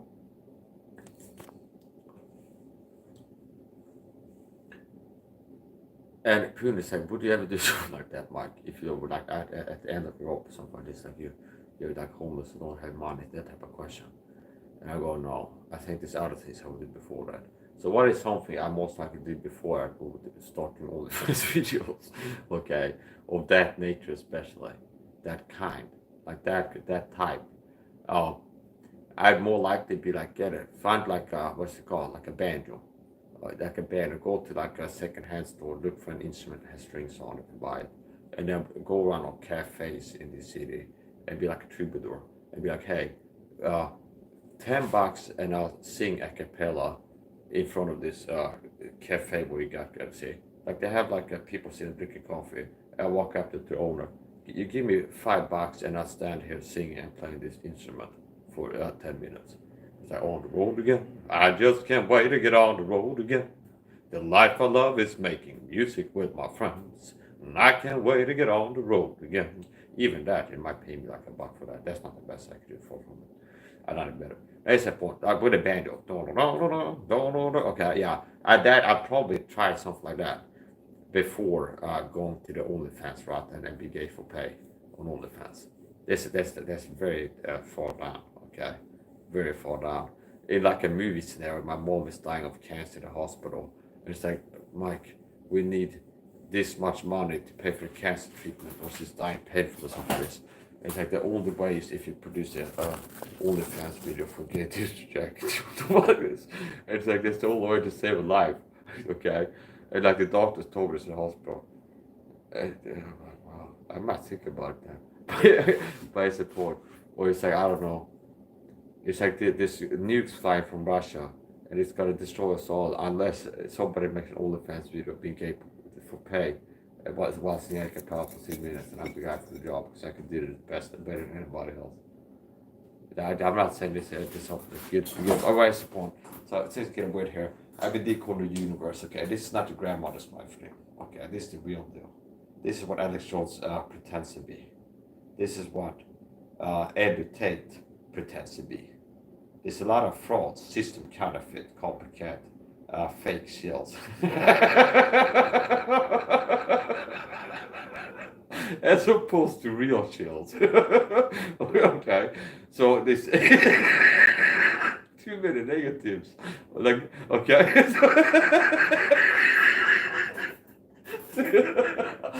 Copycat fake shills. How does that even work? If they're a shield, that's a bad thing. Okay, I'm calling it out as being a shield. But if they're a fake shield, that would be a good thing. See? So it's like it's a self-casting statement. Is what it's. That's what I'm gonna call it. It's a self-casting statement. If somebody's a fake shield, they're not a shield anymore. See? See? If somebody's a fake shield, I'm calling them out, see, so right. Because they're a system fake, counterfeit, copycat, fake shield. If they're a fake shield, they're not a shield anymore, see. So I was watching one open ton here. So if Alex Jones is a fake shield, I mean he'd be a real truther, okay? And what I'm saying is, he's a fake truther, real shield, okay? Remember we heard it first. Alex Jones is real. He's a real shield, fake truther, okay? There's probably babies dying of AIDS in Africa right now because of Alex Jones' radio broadcast. I wouldn't be surprised. I would be surprised. I mean, if you can find something major that's going on right now and you can trace it back to the InfoWars headquarters somehow.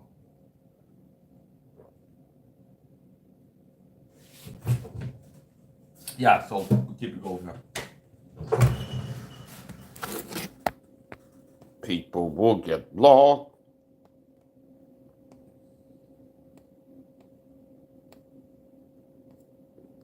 Boom. People on Broadway get blocked quickly. Yeah, here's all these cyberstalk controls.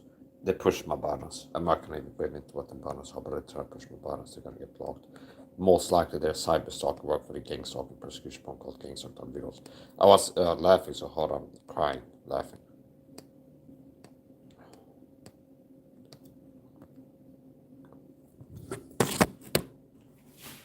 Yeah, so I was gonna get into this motivational stuff. So I've had a hard life, and I didn't off myself. Okay. So if people out there are thinking about offing themselves, it's like if I could survive a really hard life, it's like you can survive too. Okay. There are some people that have certain things that might be harder than what I'm dealing with. Like I don't know, like some type of pain. Okay. Supposedly Ronnie Coleman was or has extreme pain, and he will be walking around. I saw clips that Ronnie Coleman, who's an ex-bodybuilder, ex-pro bodybuilder, and I guess if you retire, you're still like a pro bodybuilder if you're not active. So you can be called the bodybuilder Ronnie Coleman, even if you stop competing. But here's the point.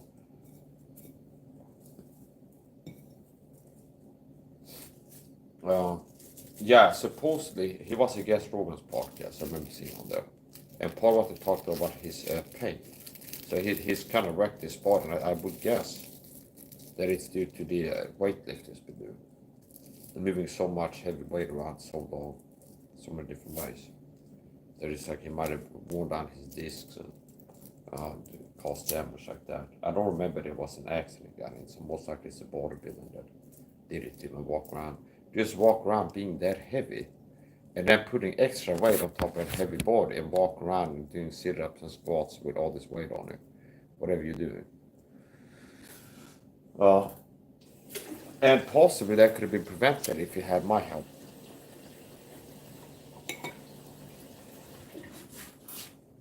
I wouldn't be surprised if I was alive when he was in his heyday and I was a self-fitness coach, like being who I am today. And I was in control of his supplement regime, his diet, everything. I think everything else being the same. I had my eat this, don't that culture. I could have been prevented, I think. Strengthen his bones, do things to improve the healing rate of his body. Definitely could have been healing at a higher rate. Any injury with my coach, I believe he'd be healing at a faster rate than anything. His bones would be stronger than they were. He would have been healing faster if he got injured.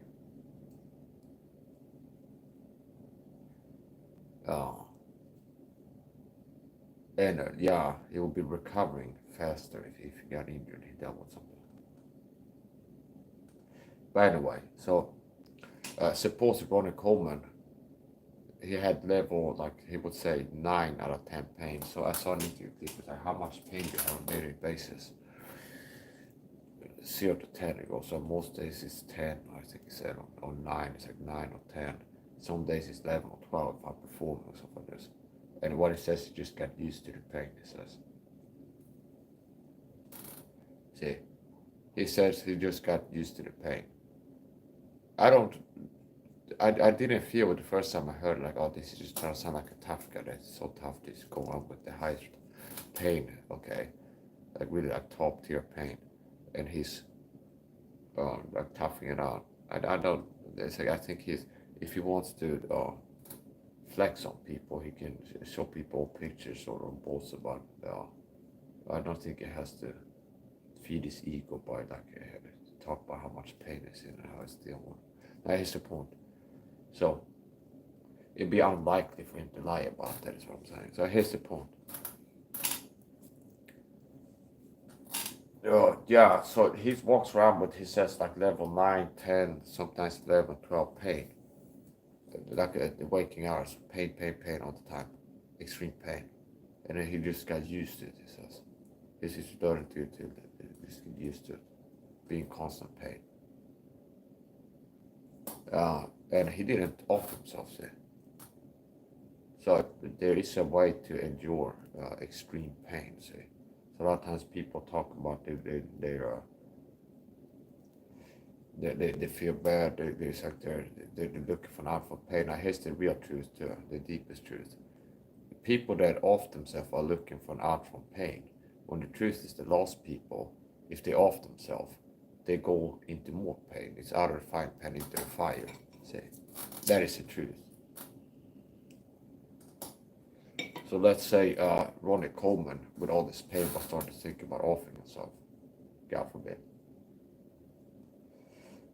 Well, if he would do that, he would go from the frying pan into the fire.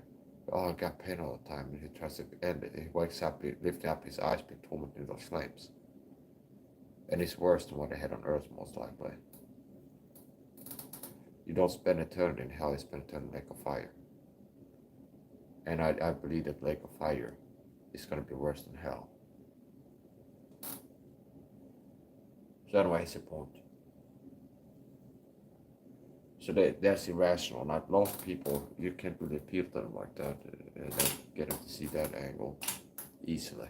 So from a human psychology standpoint alone, people can endure pain. And a lot of people feel like there's no hope, there's hope. A lot of people are blind to options. See, people are suffering from mental, physical health problems, and they feel hopeless because they are ignorant of options that are available in this world and within their grasp, attainable. They could cause significant improvement in their mental, physical well-being, and due to ignorance, willful ignorance, mostly. They're oblivious of this. So people live in a false reality construct. The masses live in the matrix. They sleep in the matrix. It fits the matrix moving. The masses are asleep in the matrix.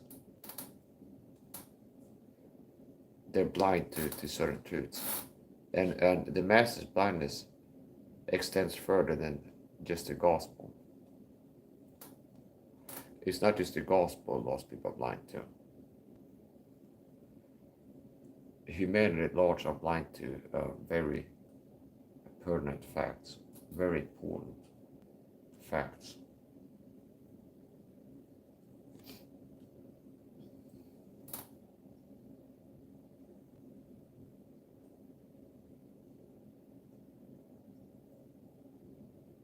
A lot of these things I don't even get in. I'm not even going to get into them on YouTube. Save it for Rumble stream. If I want to talk about some of these things. But yeah, I see like, and Christians too. Christians have the ability to discern and perceive truth. So most Christians are they're willfully blind to their own hurt, to their own detriment. The Bible says, "My people perish for lack of knowledge," and that applies literally. Every verse has multiple applications. There's a major application, and there's other applications. There is an obvious application at times, and this application was so winning. There's a lot of verses you could use in soul winning that are unconventional. Now, anyway, you should watch my Rumble streams if you want to see the stuff that I don't talk about on YouTube. I've been streaming Rumble more recently. I was live yesterday, simulcasting Rumble and YouTube. And I might go live to Rumble only and get into some issues. We'll see. Either that or record videos.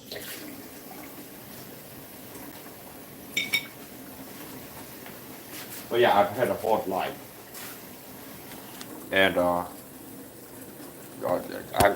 my life has been a war. My life has been a lifelong fight, chaos. I grew up in an abusive home. I got thrown in foster care, living with strangers, suffering there as an autistic person. See?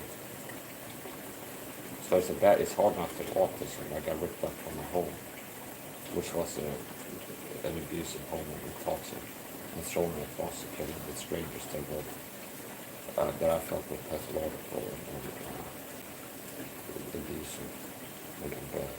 So what is the point?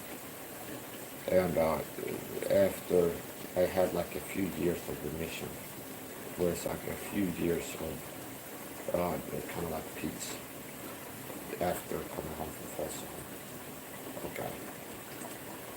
And after that, young adult to the moral comments, I become a total brainstorming widows. And that totally works to make you suffer and then sabotage your life. And I've enjoyed all these things. And I remain stronger physically, like ideal male physique, stronger physical, more capable, stronger, more competent mentally and physically than the average man. See?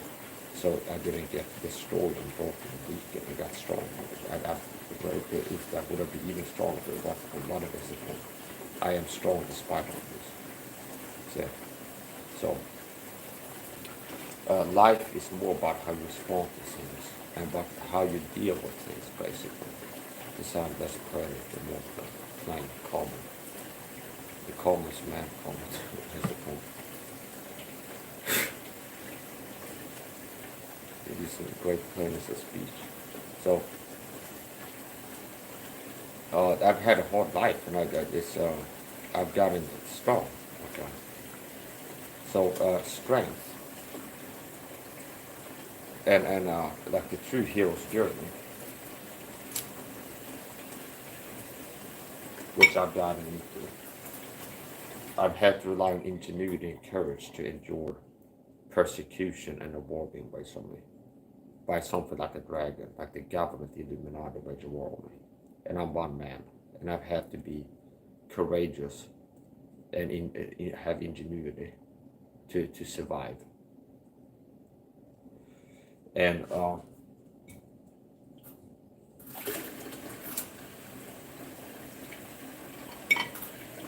yeah, I've gotten really strong from all of this. So here's the point: to use movies and fictional works to speak on human nature, anthropology. So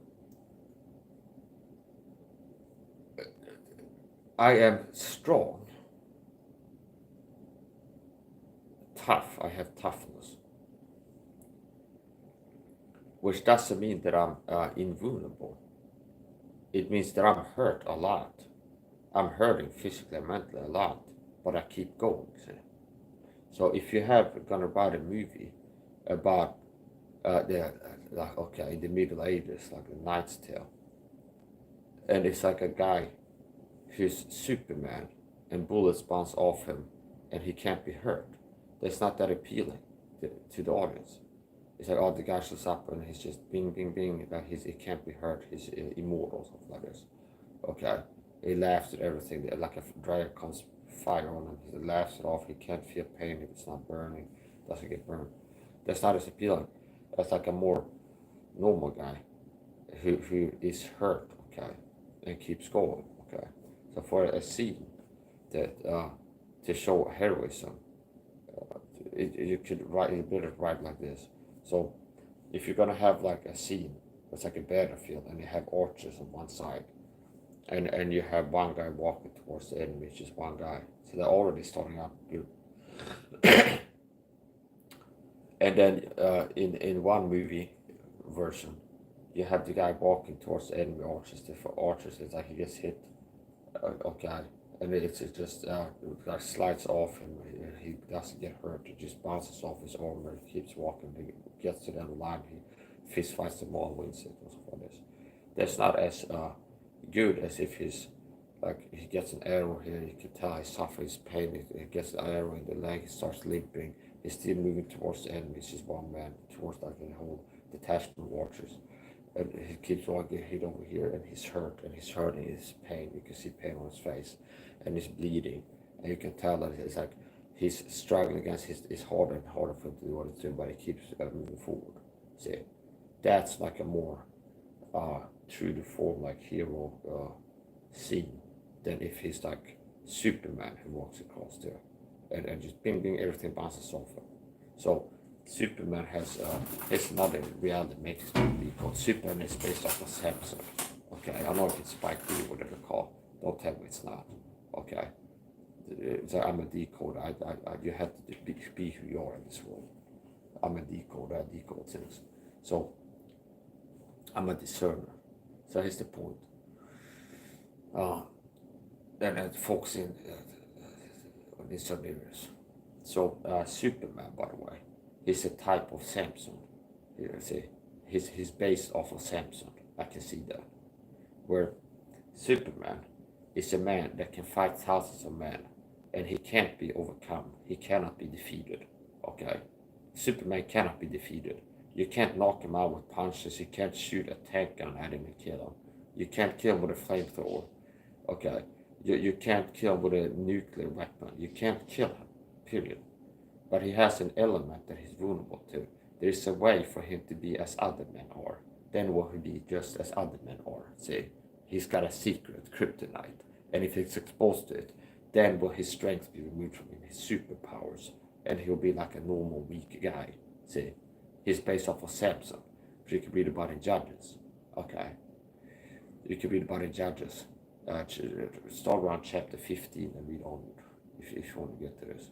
So, and Timnath, and he met a harlot, and that's where like the real drama started. So Samson was a Nazarite since birth, and there were certain rules, okay, like not consuming grape products, for example, not wine or any other things. So Samson himself was a type of Christ, a foretype, okay, a shadow. A foreshadow of Christ. Also Job, I see that too. Read the Bible. Why? Because Job suffered for righteousness' sake, not for sins. See, so he was a type of Christ because he was suffering, Job, by the devil. He was the devil. I want to get this guy specifically. See, like Satan was in there to get this guy. He was in there, but has not considered my servant, Job. Okay, so God was. What is the point? Satan went to destroy this person. Okay, so Satan went to like get this guy Job. Okay, destroy his life. And Job, there's many things we can learn from studying Job. First of all, he's a type of Christ, a foreshadow of Christ, because Job suffered for righteousness' sake, because he was righteous, and that's what God describes him as. That tells you about Job because he was so good. That's why he got this bad deal. That's why he got targeted like this. So he was suffering for righteousness' sake, not for sins. Whereas Eliphaz the Timnite, I think it was called, and so he had friends come and talk to him, frenemies, or whatever you want to call them. He had some people come there, talk to him, and he said, one of them said, well, I have seen that though that's so wicked, they that so wickedness weep the same. So they were arguing that it's like, hey Job, look at how bad your life is. You have to be like making God angry somehow. You're being sinning. Okay, you must have been messing up somehow because like look at what's happening to you. Okay, I would love to be able to meet these guys or Job himself, like the biblical characters. Some of these guys, I'd be able to get along with them. I definitely feel like I could get along with these people. It wouldn't be like the people I live on the internet or whatever. Job and Samson, these people. Okay, so Samson is based off of Superman is based off of Samson, and Job is a foreshadow of Christ. He suffered for righteousness' sake, just as Christ did. Another thing Job is, he's an example, a model. He's a model of how Christians respond to adversity, Job. Which means as a human being, as a Christian having seen nature, God knows this too. God knows that it's like things get hard enough, people start getting murmuring and being angry and might blame God and be like, hey God, okay, why let this happen to me? That's part of sin nature, okay. It's normal, and something bad can be normalized, like the normal. Okay, so Job is an example, like that Christians can look to how a Christian, like the ideal way to respond to adversity, health problems, financial loss, like hardship. Okay, see that he remained praising God and he did not charge God foolishly in all these things. Okay, and I think his wife said, "Curse God and die." At some point, told him, "Curse God and die." His wife told him. Okay. Oh, this is intense. Okay. So and Eve ate the apple. Yeah. So yeah, Job. Okay. Now, in some ways, I'm more impressed. To be honest with you, this different appeals, different stories in the Bible. But sometimes I'm more into Samson. So I have a friend, a brother. He's a Jew. Notice how I pronounced that. It became common. It became common. You said the pronunciation. Do you understand this? One word can be a joke. Okay. See? He's a Jew. See? Yeah. I have a friend. He's a Jew. Okay. He's a Jew. See? Little bit of acting there. There's a point. It becomes a joke. At least to me. There's a point. Because it's that part of my humor is fake racism. I don't like real racism. I'm not a racist or anything. But okay. I left a like on a black man's YouTube video 6 years ago. Okay. See, it's Martin Luther King. It's a Martin Luther King speech. And since then, I've been avoiding liking black people videos. Anything uploaded by black people, never click like on anything. But one time I did leave a like on a Martin Luther King speech 6 years ago. So I'm not racist or anything. That's a joke, see? That's a joke. I've left likes on all kinds of people's videos. So that's the point. Here's another little thing. Okay, and I heard it somewhere, okay. And I thought about it, it actually checks out. People call people like me white people. I'm not white. Okay, that doesn't mean I'm a weaker. Like a guy who pretends to be a black person. No, but I'm not white, okay. This is white, see. There's a big difference between my skin color and this toilet paper roll head. That this is white, okay. This is white. This is not white. So human beings are different shades of brown, okay. Light brown, range from light brown to dark brown. And that's more accurate to say this white and black people. Now I support. If you go to like, you're closer to white. So what is this thing? It's a gradient on a curve or something like this. So my humor is darker than what is the dark? It's something really dark. Okay. So yeah, whatever is the point? Colorful jokes. So here's the point. I like some of those. Well, here's the point. I'm not racist or anything. Here's the point. Okay, I'm not racist or anything. See? I'm not racist or anything. Okay? It's like this, like black people get paranoid about the people thinking they're racist. And they go like to order coffee in Starbucks. It's a black cashier. Okay? And they were gonna order like plain black coffee or something like this. And they see it's a black guy, they start sweating. Because they've got to use the word black as how you want coffee. I want the black, plain black coffee. So start getting paranoid and sweating. Because they're scared people, I think they're racist. So use the word black if you want tone or something like this. Yeah. So I'm not racist or anything. Okay. So I listened to a black man singing once and I liked the song. That's the point.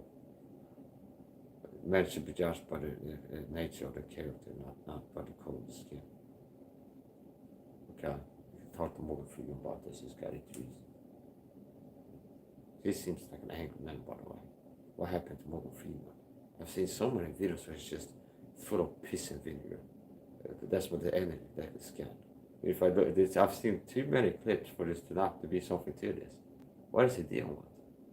Did he was he dealing with a divorce during this time? Was on interviews stuff like this, or like a court case, or having pain somewhere, or he was.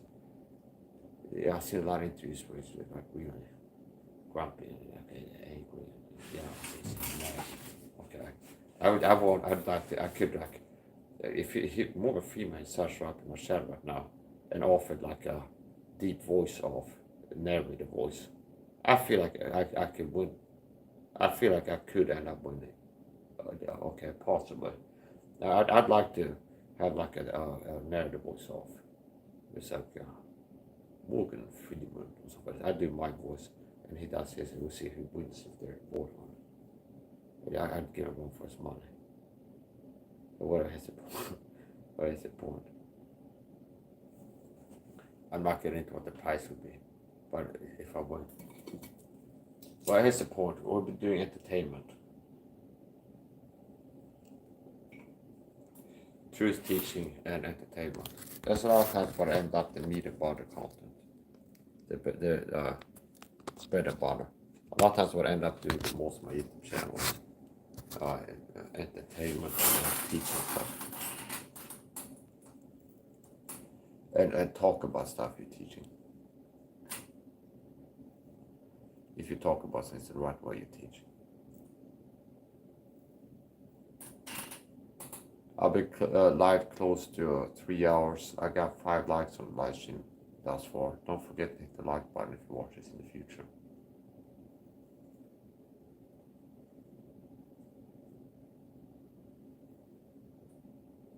Right now I'm live, so you might be watching this 3 hours after I ended the video. And if you're watching at this point, don't forget to hit the like button if you didn't yet. So, yeah. So I've been promoting my upcoming Rumble streams in this live stream.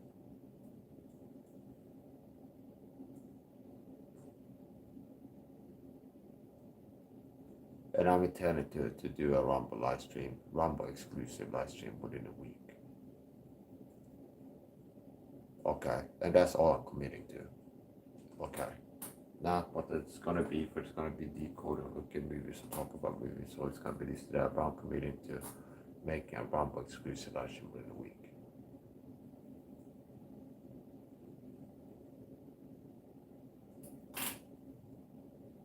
Another thing, discipline is important. It's also important as management not overcommit, because it's not good to fail to uphold commitments to yourself and others. It's not good for your self-esteem, self-respect, and confidence to break promises to yourself. And your subconscious mind is like a tape recorder, listening to all the promises you make to yourself. If I'm going to start the training 1 hour a day or something like this, and it's like you do it once and you don't do it, you can take a blow to self-esteem for a while. And this was to work out on that by making many more commitments and fulfilling them success. So failure is part of success. An important part of the path of success is failures. So, anyways, most people now are not reachable with the truth. It's like they're very hard, dull of hearing, and they're not.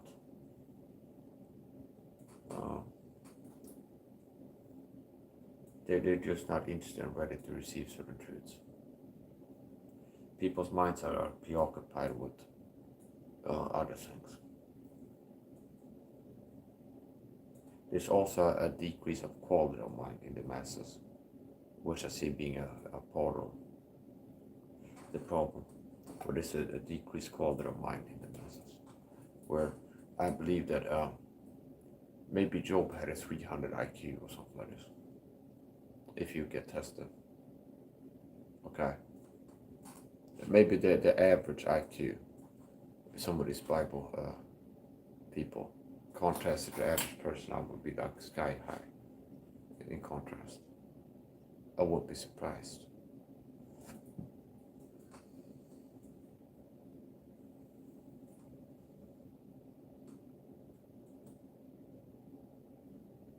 So,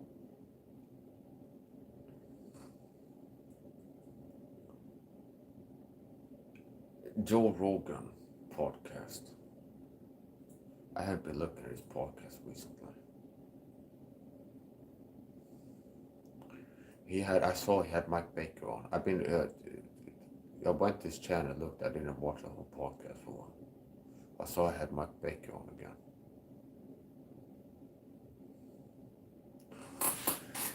I jumped around a little bit, and I didn't the whole thing. So people making jokes in the comment section, cracking jokes in the comment section. But Mike Baker is Jordan's CIA handler. It's like I've said this before. The world working like it is. That could be a game that they're playing on the world stage. Nobody knows about the deep state and how they operate. The Illuminati. That could be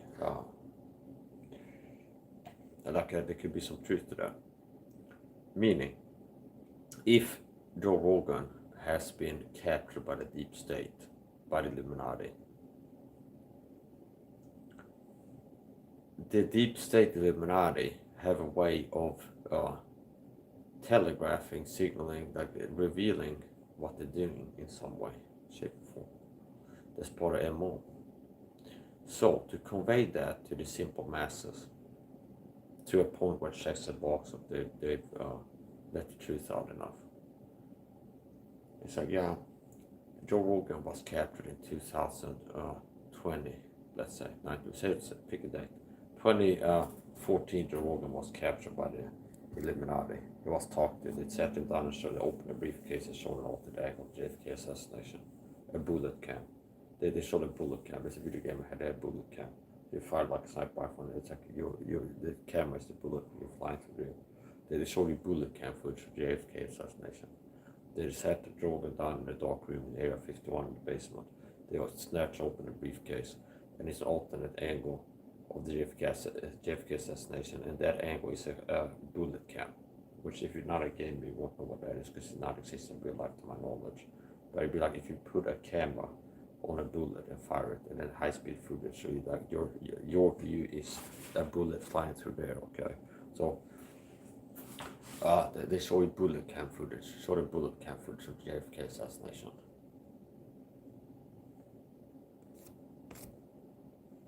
Okay, and they go, yeah, you're next. Okay, if you don't follow along here, we're gonna have this guy called Mike Baker show up on the podcast. Okay, and that's gonna show the mess you cooked, bro. Okay, that's gonna show the mess you cooked. Okay, they got your ass. They got you. They have you. Okay, yeah.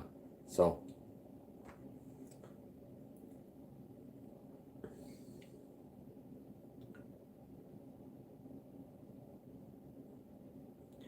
to proceed the world to the wise, the dog sayings. This Bible verse applied to decode work. If you decode on Hollywood movies, or you're discerning the truth in scriptures, which I get into, like reading the Bible and understanding things. I like when I end up understanding things by reading the Bible. See?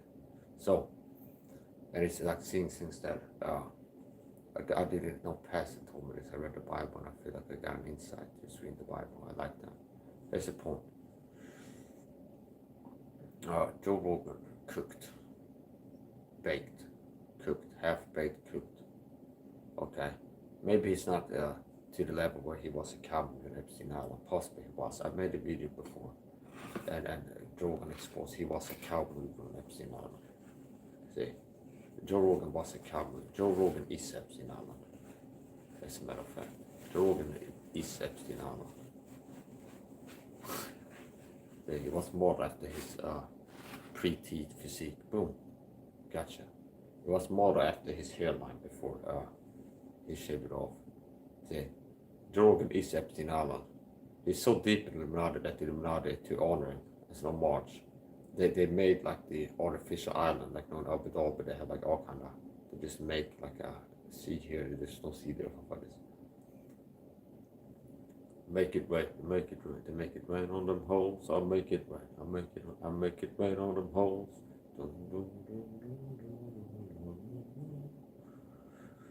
Yeah. Yeah, it's like they make it rain up there. In the certain places, they actually, cloud seeding is real, by the way. Cloud seeding is real. I'm here to tell you. Cloud seeding is real. That's a real conspiracy. Cloud seeding is real. It's pillars of water. Okay. Falling out of the sky. Clouds. Smoke. It's all kinds of stuff going on in the skies. Look up in the sky, sometimes you might see smoke, sometimes pillars of water, sometimes clouds. Okay. Sometimes you can see a North Star up there. They look at the moon. If a man stares at the moon stares back in town. If a man strives with monster, he must take care that he himself does not become a monster. And so, if a man gazes into the beast gazes back at him. There's Nietzsche quotes on this. I got all kinds of quotes in the archives. Yeah, the most important thing is a lot of space occupied by Bible verses. And I still work at it, they cram in more stuff in the archives, the vaults. They got by file cab vault, like, so it's like people shuffling around. People walk over panel there. See smoke coming out of my ears. That's like an earplugs, keep the smoke coming out. It exposed me as a guy who's like working to my scripture right now. So there's a point. One of the advantages I've taken, I'm a state persecuted Christian told with government kings of the leader for the secret persecution program, modern day global version of the Research program, which German can't had in the 70s and 80s. The Stasi ran it. Okay. The FBI knows. Telegram is a former head of Los Angeles FBI confirms on FD the government kings of the is real nationwide. Okay. And he became murdered. He became murdered. He got murdered by the program. Okay.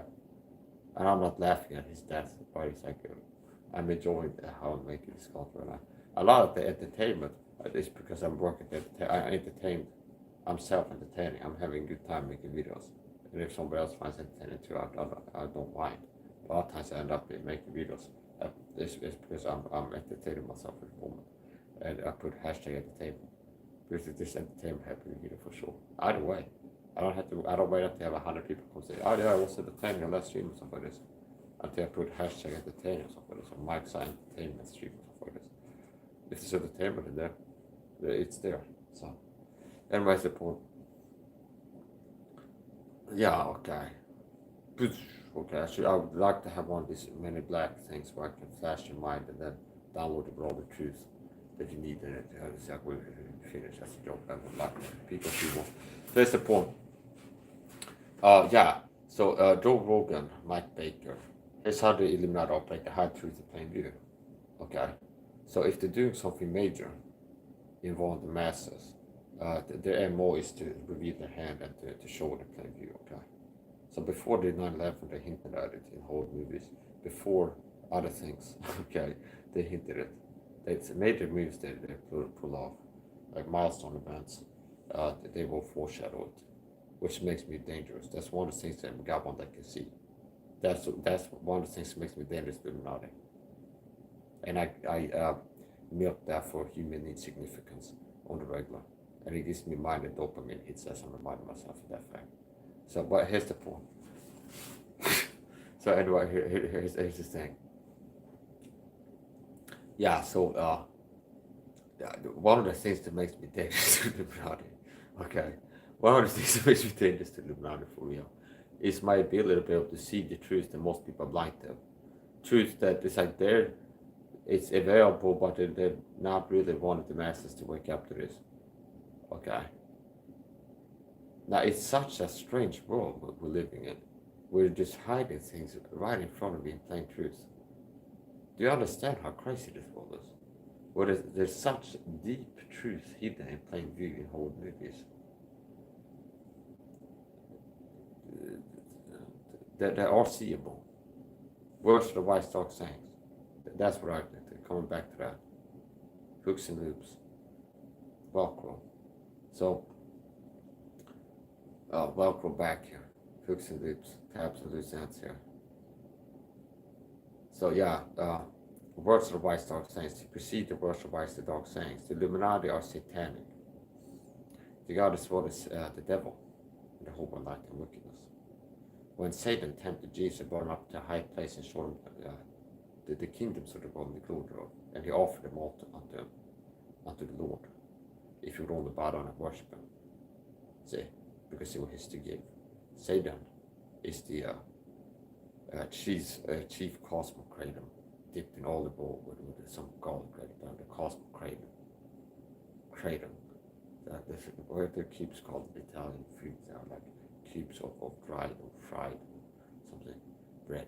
It's the chief cosmic kratom. Croutonga, possibly Swedish word. Croutons. He's the chief crouton. He's the head honcho of the world system. The chief, okay. Chief commander. Okay. Of the fallen realm. I'm not mocking Satan, I don't find but Satan. Here's another thing.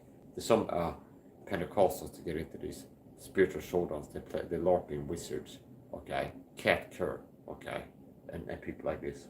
Those type of people might get into this, where it's like they're fighting Satan and like they're okay. They just should be clear out with that. Why it's sin? Because whosoever sin transgression also often sin is the transgression. What's the definition of sin in the Bible? So if God has put it down, don't do this. You do it, that's a sin. If God has written down, do this, you don't, it's a sin of omission, as opposed to sin of commission, which was the previous example. There's the point. Yeah. So it's like, yeah. Still winning, by the way. I got a winning meter here.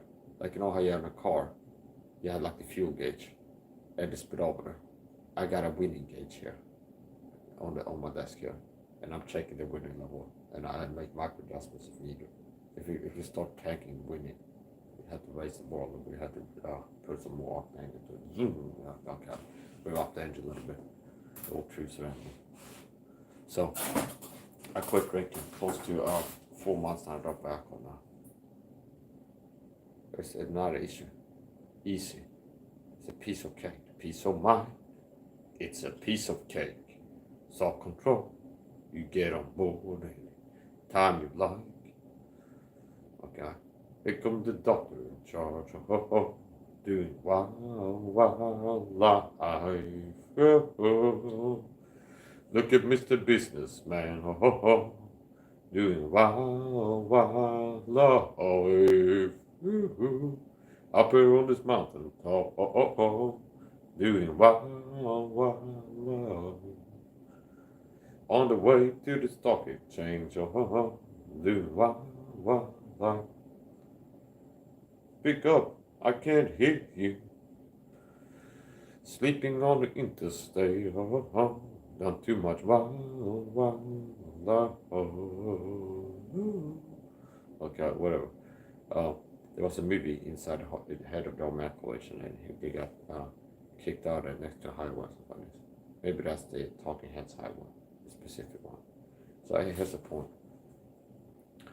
Yeah, so part of understanding the Bible, okay, now here, the words of the wise, to precede the words of wise, their dark sayings. It's a Bible verse. Part of my ability to be able to perceive truth and discern truth is due to having the sword of the Spirit, the Word of God memorized in my brain. I analyzed it, and I think it is part of it. Like my ability to perceive truth in reality.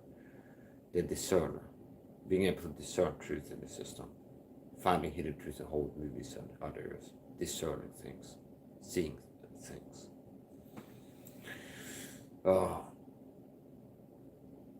They're gonna send people here to run interference on the streams, and it's gonna get me Earth, so they might turn off the chat. Keep subscribing though. Cyberstalk is boosting my channel growth. To leave one comment and unblocked. Okay, 20 minutes, subscribe to the one comment, get blocked if you're a hater or troll attacking me.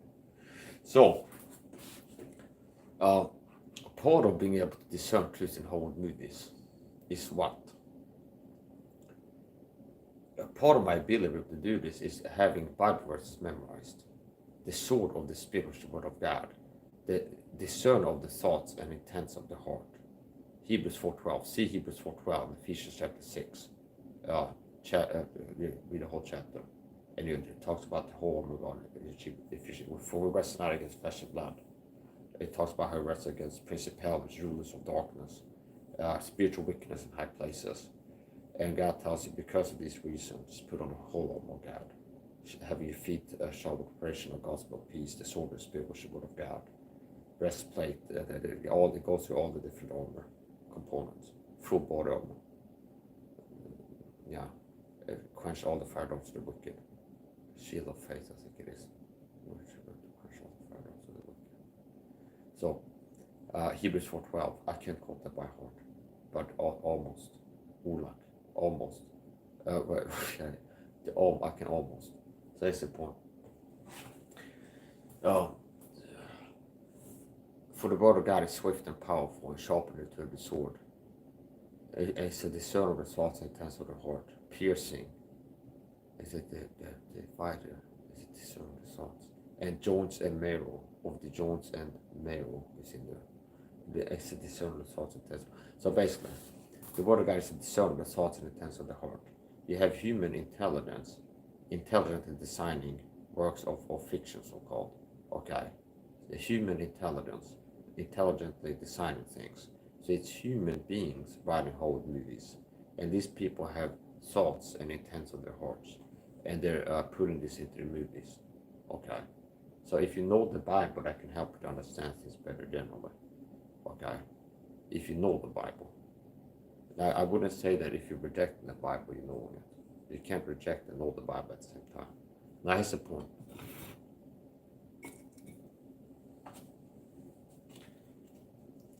Part of being able to decode the world system and Hollywood movies and find hidden truth in the pop culture, it's the ability, some way, somehow, to be able to perceive the words of the wise and the dark sayings.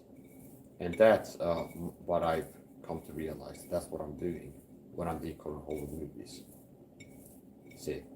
And it's applicable to that secular, quote-unquote, field, or like Hollywood movies, works of fiction, like works of art, as these slashes work of art. Because it's words of the wise, dark sayings. So there are sayings, there's communications, there's lines, there's a picture speaks 1,000 words, he said. There's it's like the Illuminati, like writing letters that are encrypted. So there's dark sayings. It's hard to see something in the dark. See? If something's in the dark, you're looking for something in a dark room, and you're looking to find something in the dark. That's harder than to find something in broad daylight if it's super bright. If you drop a pea on a lawn or something like this, it can be hard enough. Like if you drop a pea on a football field and go looking for it, it can take some time to find it in broad daylight. But if you drop a pea, like a green pea, bold, on a football field, and it's pitch black in the middle of the night, it's even harder to see it if you rely on your visual sense to scan for it, to search for it. So there are things that are hidden in Hollywood movies, and they are as if they are in the dark. It's beneath the surface level. If you think about an ocean, the deeper you go, the darker it gets, because there's no light source at the bottom of the ocean. At best, you can have things reflecting, and some deep water fishes have actually luminescence. They have like flashlights somehow that go off of the nose or something like this, as a bait, a lure to catch other fish. I know that is a fact in reality, that there are some morbid-looking monsters, sea creatures, deep sea especially, that have like a little hook that is like a ball that glows.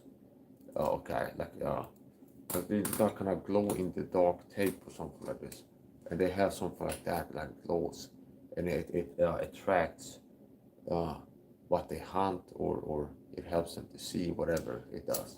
Okay, so if you look at a movie, the surface level will be the surface level. So it'd be like if you have a surface level. Here's a perfect example actually. Okay, there's a movie, and that's actually one of my favorite movies of all time. If I had to pick one movie DVD to bring to the third island, I could pick maybe 30. Papillon, which is based on a book by Henri Charrier, a French writer, ex-con, who spent his life on Devil's, part of his life on Devil's Island in the French Guyana, and he was a prisoner, and he refused to be defeated, and he wrote a biography about living as a prisoner and repeated escape attempts and successful escapes, and then being recaptured and then escaping again. So in that movie, the movie adaptation of that, with Steve McQueen, I think it is the lead role, who plays Papillon there. There's a scene where they jump off, spoiler alert, they jump off somewhere. Later on they're in the water, okay? And there's a scene where a man in the movie, I'm not gonna say who, okay?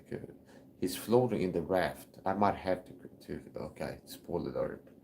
So, he jumps up, okay, it's a leap of faith, you see, first of all, if you're decoding it, they do like movie analysis, that's irrelevant. It's a leap of faith, it's showing a leap of faith, first of all.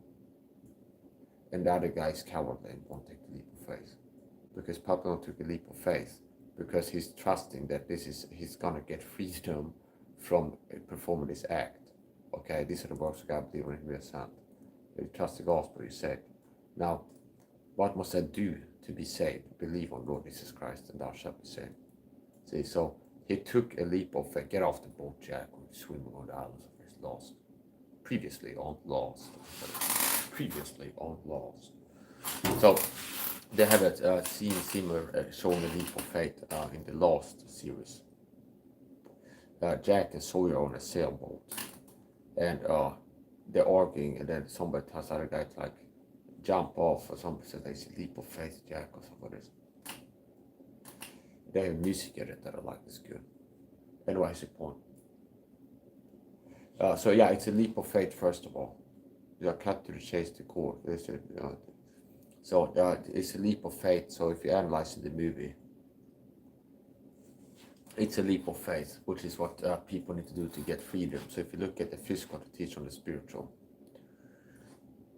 you're seeing a movie where there's two men. One is cowardly, wants to remain in Prison Island. The other guy wants freedom. See, here is wisdom. So there is a man, two men standing at a cliff edge, okay, and there's water. It's like more than 30 feet down, and there's raging seas, and like there's like a wild waves on there. And they're standing there. They both decide they're gonna escape and jump off. And it's an escape attempt, the great escape. And one of the men is cowardly, and he is like, I don't want to go, okay. And I analyzed that he's cowardly, okay.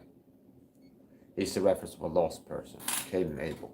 So the person who refuses to not jump off, he's symbolizing a lost person that doesn't choose to believe the gospel. And Papillon is a person who chooses to believe the gospel. Okay, it takes a leap of faith to freedom, and he won his freedom. Papillon won his freedom. So he won his freedom, see, that's the movie. He gained freedom. So he jumped off the cliff, and then there's a raft, okay, so he's floating on a raft.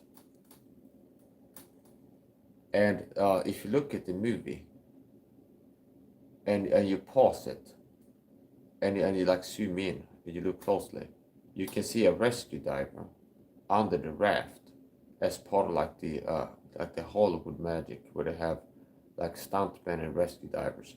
There might even be a body double that jumped down, like a stuntman that did the jump, the actual jump into the water. If I'm gonna think about this, how they might have done it.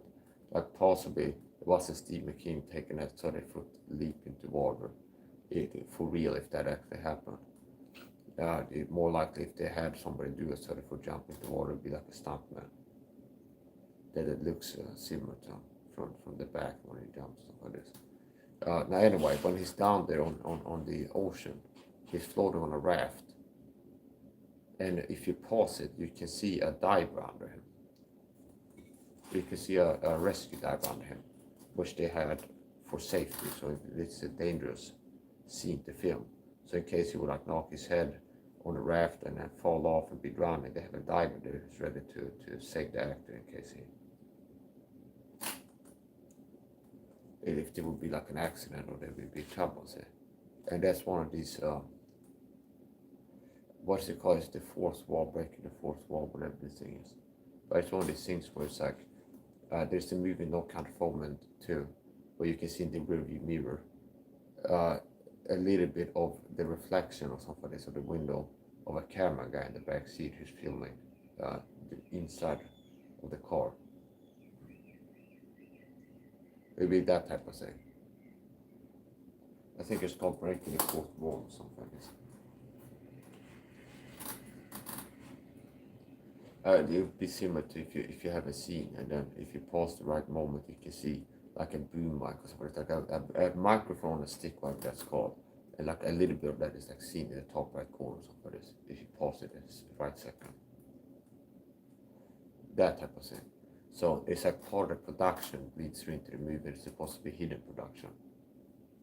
So in the movie Papillon, there's a scene after he's gained freedom, he's ball on the waves on a raft. And if you pause it, you can see a rescue diver under the raft. Okay, and that's, so like I say, if I'm gonna guess how they did this, it's like most likely if there was somebody jumping, like actually like on site, they showed on site, it's not like a papier-mâché and everything and faking it, okay? It was act like a cliff, and somebody jumped 30 feet into the ocean. It was like a stuntman body double. They had like a wig with the same hair color and same build and same Steve McQueen. They did the jump, but I don't think they had Steve McQueen do the jump himself. There was like a 30-foot jump into the ocean. Okay. And they like said might not allow it even that actors do. So they might have like regulations that even if they want somebody, a trained professional has to do certain things possibly for insurance reasons or for this. So that's the point. But you can see a guy, a rescue diver, scuba diver, under the raft. Okay, and he's there in case the actor, like they're actually in the water. So in case he falls off, it's not like a green screen. Okay, it's not fake water CGI. That they're actually filming the scene. It's the water and the raft and the guys on it. Steve McQueen, and they had a rescue diver who was job was to like hide under it, and in case the actor falls over and starts running, his job is to get the actor and get him safe again. So anyway, there'll be like a word of the wise dark sense in the whole movie, where there's deeper level, there's like truthful facts inside the movies that upon like immediate glance, at first glance and first time watching movies, so it's unlike to spoil it. You have to have a desire to find hidden truth. Well, it's like it's really, you can have accidental discoveries, but it's like it's really, if you want to find hidden truth, you have to be looking for it in whole movies. And you have to have the ability to decode, okay, discern, decode. And there's certain things where I try to teach this skill to other people. If I'm gonna, part of what you have to be able to do to find, and this is dangerous, but part of the truth you have to be able to, part of what you have to be able to do to be able to find hidden plenty of truth in Hollywood movies, you have to be able to think categorically, you might call it, or like thematically, okay. What do I mean by that? Well, for example, the Die Hard movie poster in and of itself, which is a picture, paints 1,000 words to say, is foreshadowing of 9/11, the poster itself, where they have hidden like a glimpse, snapshot of the future, with the skyscrapers, you can see that in the poster, on fire. And there's like a synopsis, it's like terrorists go inside skyscrapers, stuff like this. Okay, this is that plot. This is the plot, listen up. This is for that. This does not give a fuck. The roof come off, till the lights go off, till my legs give up, can't shut my mouth. Then okay, the smoke clears up, and my heart collapse. I'ma rip the shit till my bone collapse. I will not fall. I will stand tall. Feels like no one can beat me. I do do do do do do do do do do do do do do do. Whatever. So the melodies can make your own kind of music as well. So that's the point. Actually, I take full credit for his whole camera. Okay. I remote viewed them. I remote read them. I'm a ghostwriter. I go to bed, I remote travel. I astral project into MS brain when we go to sleep. Okay. And I put seeds, it plants thoughts in his mind, I feed them. Subliminal thoughts, and I start sending when we get caught in webs as we hawk venom. Okay. The penicillin could not get the ill to stop, and Marx's search is not real enough to. Okay, subliminal thoughts, when am I stop sending them? When we get caught in webs as we hawk venom. Okay, so it's got something like anyway, I've also been decoding Eminem lyrics as the past. Or some people just doping puzzles. Okay, because I'm a decoder. Okay, so whatever. I take full credit for this whole catalog, past, present, future. Okay, if I die, okay, it didn't matter, take me out as MC about his songs, and I'm to be credited for his future works as well. Okay, I remote program. We had a remote viewing before. We go over podcast, we had like goofballs that talk about spiritual stuff, quote unquote. Okay, but I've been remote writing and songs. Okay. I've been beaming the lyrics into the brain with the Scots satellites. Okay. I've been beaming the lyrics into the brain with the Scots satellites. Okay. So, okay. So maybe now I feel the code of what you did not leave me alone and let me finish the stream without sabotage and turn off my internet. Because I put the word Scots and satellites in the video. Okay. We had to have 3 satellites in the video. Okay. Then we could let the ice cream from now, we'll turn it off into or something. Yeah, whatever. That's what kind of loophole. So I used to work, so yeah. But here's the point. You're not getting it, a lot of people not getting it. That's the point. Yeah, so okay, dog sayings. So the words of advice, dog sayings, that's what we do in whole movies. So God has multi-layered communication. He was foreshadowing. See, the Illuminati or under Satan, okay? And Satan is a great counterfeiter. So the Illuminati have been copying God, okay? Satan is the great counterfeiter. So God foreshadowed things. God is a foreshadower. He foreshadowed things in the Bible. Christ Jesus, for example, used types and things like this. And shadows. And the Illuminati did the same thing in pop culture. They don't buy the Bible, they buy the movies, and they employ foreshadowing techniques and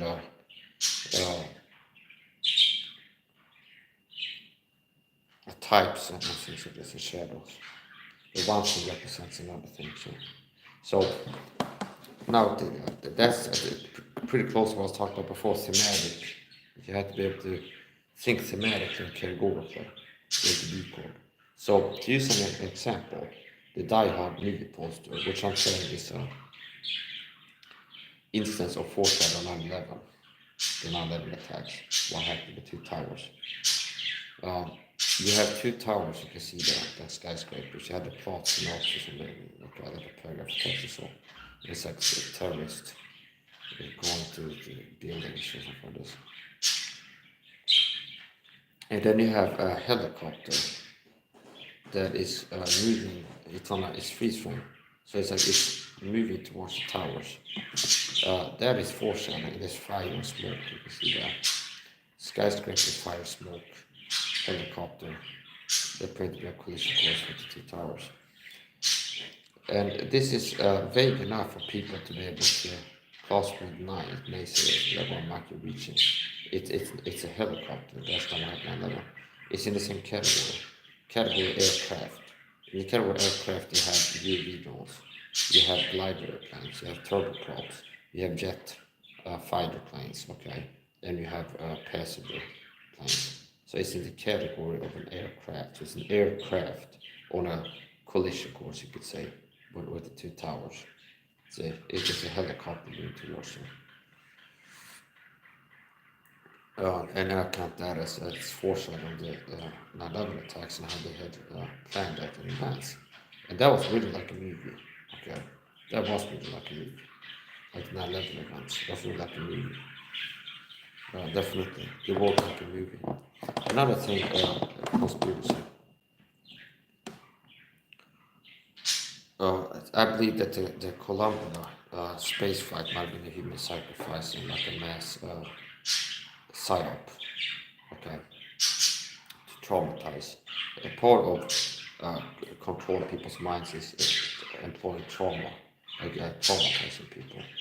That's part of my decoding Stanley Kubrick's movies, where I see scenes of trauma. If I'm gonna put it down, what I see scenes in the Stanley Kubrick movies is the effects of trauma on the human mind, okay? It's part of it. It's a trauma in the, okay? So there's like a poster on the wall with somebody skiing. I think it says Monarch on it. Okay. It says Monarch on it. I think that's what it says. So, where else do I want to go with this? Possibly because it's like a warm up for my rumble scene. Get into doing now the rumble scene is topic. That's the point. Die Hard is one of the most like obvious examples of foreshadowing. I found a lot of stuff in there. One thing I found in the Die Hard movie, I don't know if it's the first or second one. I think it's the second one, the Christmas movie, Die Hard, the Christmas movie. Here's a scene, I found this. Now this one I already had found fortunately when I leveled the movie and I'm rewatching it looking for more. When the brain supports, that's the decode term I use. When the brain supports, I find one thing is more things to come. So, and if there's something I'm detecting that there's a scene here or something being communicated with multiple witnesses to it, like the confirmations. So that's the point. That details. Yeah, that's Sigurd standing next to Snoopy's ball, for example. And like having a candy box in the back, okay, 6-9 cents. This type of stuff that they're petrified the Bible church, their views for families like this, where I teach them some of this. And so, wow, I've never seen anybody else teaching for this before. And their minds being open. A lot of churches, unfortunately, are working for the deep state to control Christians. Okay, control the head, control the body. They want to control Christians, they control pastors. If they control the pastor, control the whole congregation, they can exert influence on the whole congregation easily. See, they don't have to talk to every Christian in the congregation to get the pastor. The pastor already has a lot of influence over his congregation. So that's how they operate. They capture you like top down. They trickle down control. So, Die Hard movie, instance of foreshadowing of 9/11, the 9/11 attacks. There's a scene that I found in there. An airplane scene. What happened 9/11 was Die Hard's foreshadowing. Well,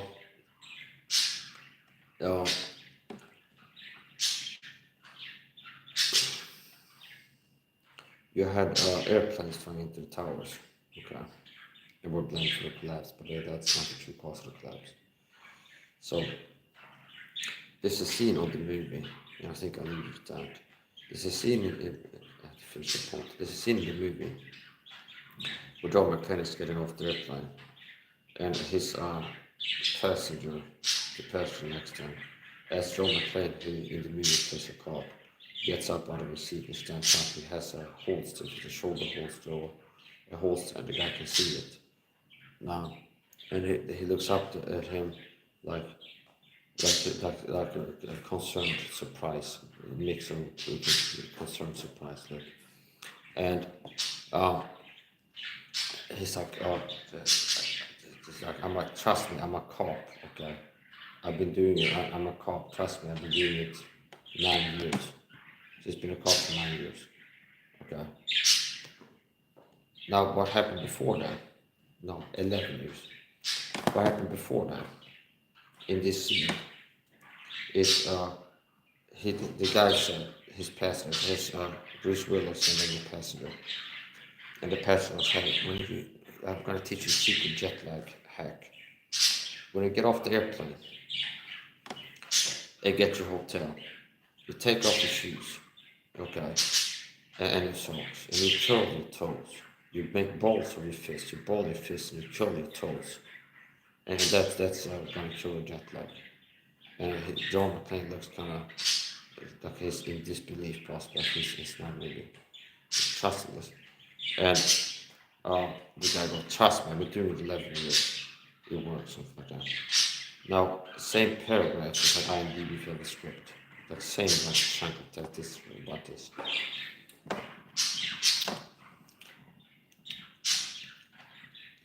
It goes on, okay. And John McClane's gonna get off the airplane.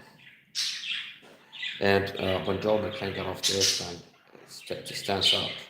The passenger's got a holstered gun, a gun in a holster. And they might be worried about, what if this is a hijack? Maybe they were worried about the character. The surprise would be like the guy on the airplane has a gun, maybe this plane is about to get hijacked. That's what that is. So he looks surprised. And he's like, oh, trust me, I'm a cop. I've been doing it 11 years. So the first guy said, I gave him a secret jet lag hack. Trust me, I've been doing it 9 years. Right after that, John McClane goes, I've been a cop, trust me, I'm doing it 11 years. 9/11. This takes place on an airplane. See, 9/11. So in the same like paragraph of script text, if you find like a script or like it's just it's the same segment. Okay, like the same part of the movie, same scene. This dialogue is like 9. This guy says something 9 years. Trust me, I'm doing 9 years. The other guy goes, trust me, I'm doing 11 years. 9/11. See, 9/11. And that's the numbers are cryptic for 9/11, giving you the actual date. See, as part of all the little crypt. Simon says. See, if you crack my Illuminati codes, you got one that you see. Yes, you do. So if you crack Simon Says codes, you have a chance to stop explosives from going off inside the buildings in New York City. They have the bad guy there. The actor playing the board there. It's simply better to simply be first. And they do like a fire sale. They're like the businessman. That actor, the bad guy actor. He's the bad guy. It's better to simply be first or something like that. And they have a board in there. They're designed to be a fire sale or something like this. They're going to do something drastic. Okay. So here's the point. The bad guy actor, okay, Simon says, and he fakes like a stutter or something like this in the movie, in the dialogue movie. I think that's part he fakes a stutter. Yeah. He fakes a stutter, or he fakes a stutter. I think he fakes a stutter. So there's some magic to it. What I'm seeing in that is that I'm reading the novel. Okay? They have like a novel in the movie, and I'm reading it. So, but I'm seeing there that the stutter, there's some kind of deception to throw off some kind of trail. The ref is some kind of red hair, okay, like a red hair. Okay, like somehow it's like normal psychology might have worked. I think there was a guy who was like some kind of psychology analysis. Like this guy is, you got a guy to analyze this guy, bad guy, talk on the phone. And we think he's this type of person, kind of criminal profile or something like this. with the FBI, and I think he tricked them by faking a standard. So the FBI profiler was like sent for a rabbit trail. They didn't detail it, like a goose hunter it was called. So he's like, yeah, because when the bad guy was talking on the phone, it's like sometimes stuttering, and then it's like they're tapping their phones in the 90s, okay? So they get like an FBI profiler type of person, criminal profiler on the case, and like analyze the voice call, the audio MP3 one, like the voice sample of his voice talking to the bad guy. And it's like they go in deep in a article like childhood trauma, stuff like this. The bad guy might be did something and he's wrong himself because he was faking the standard. Like, something like this. And then that's part of like the haha later on in the movie. So that's a reference to something on red herring. That's what I'm reading.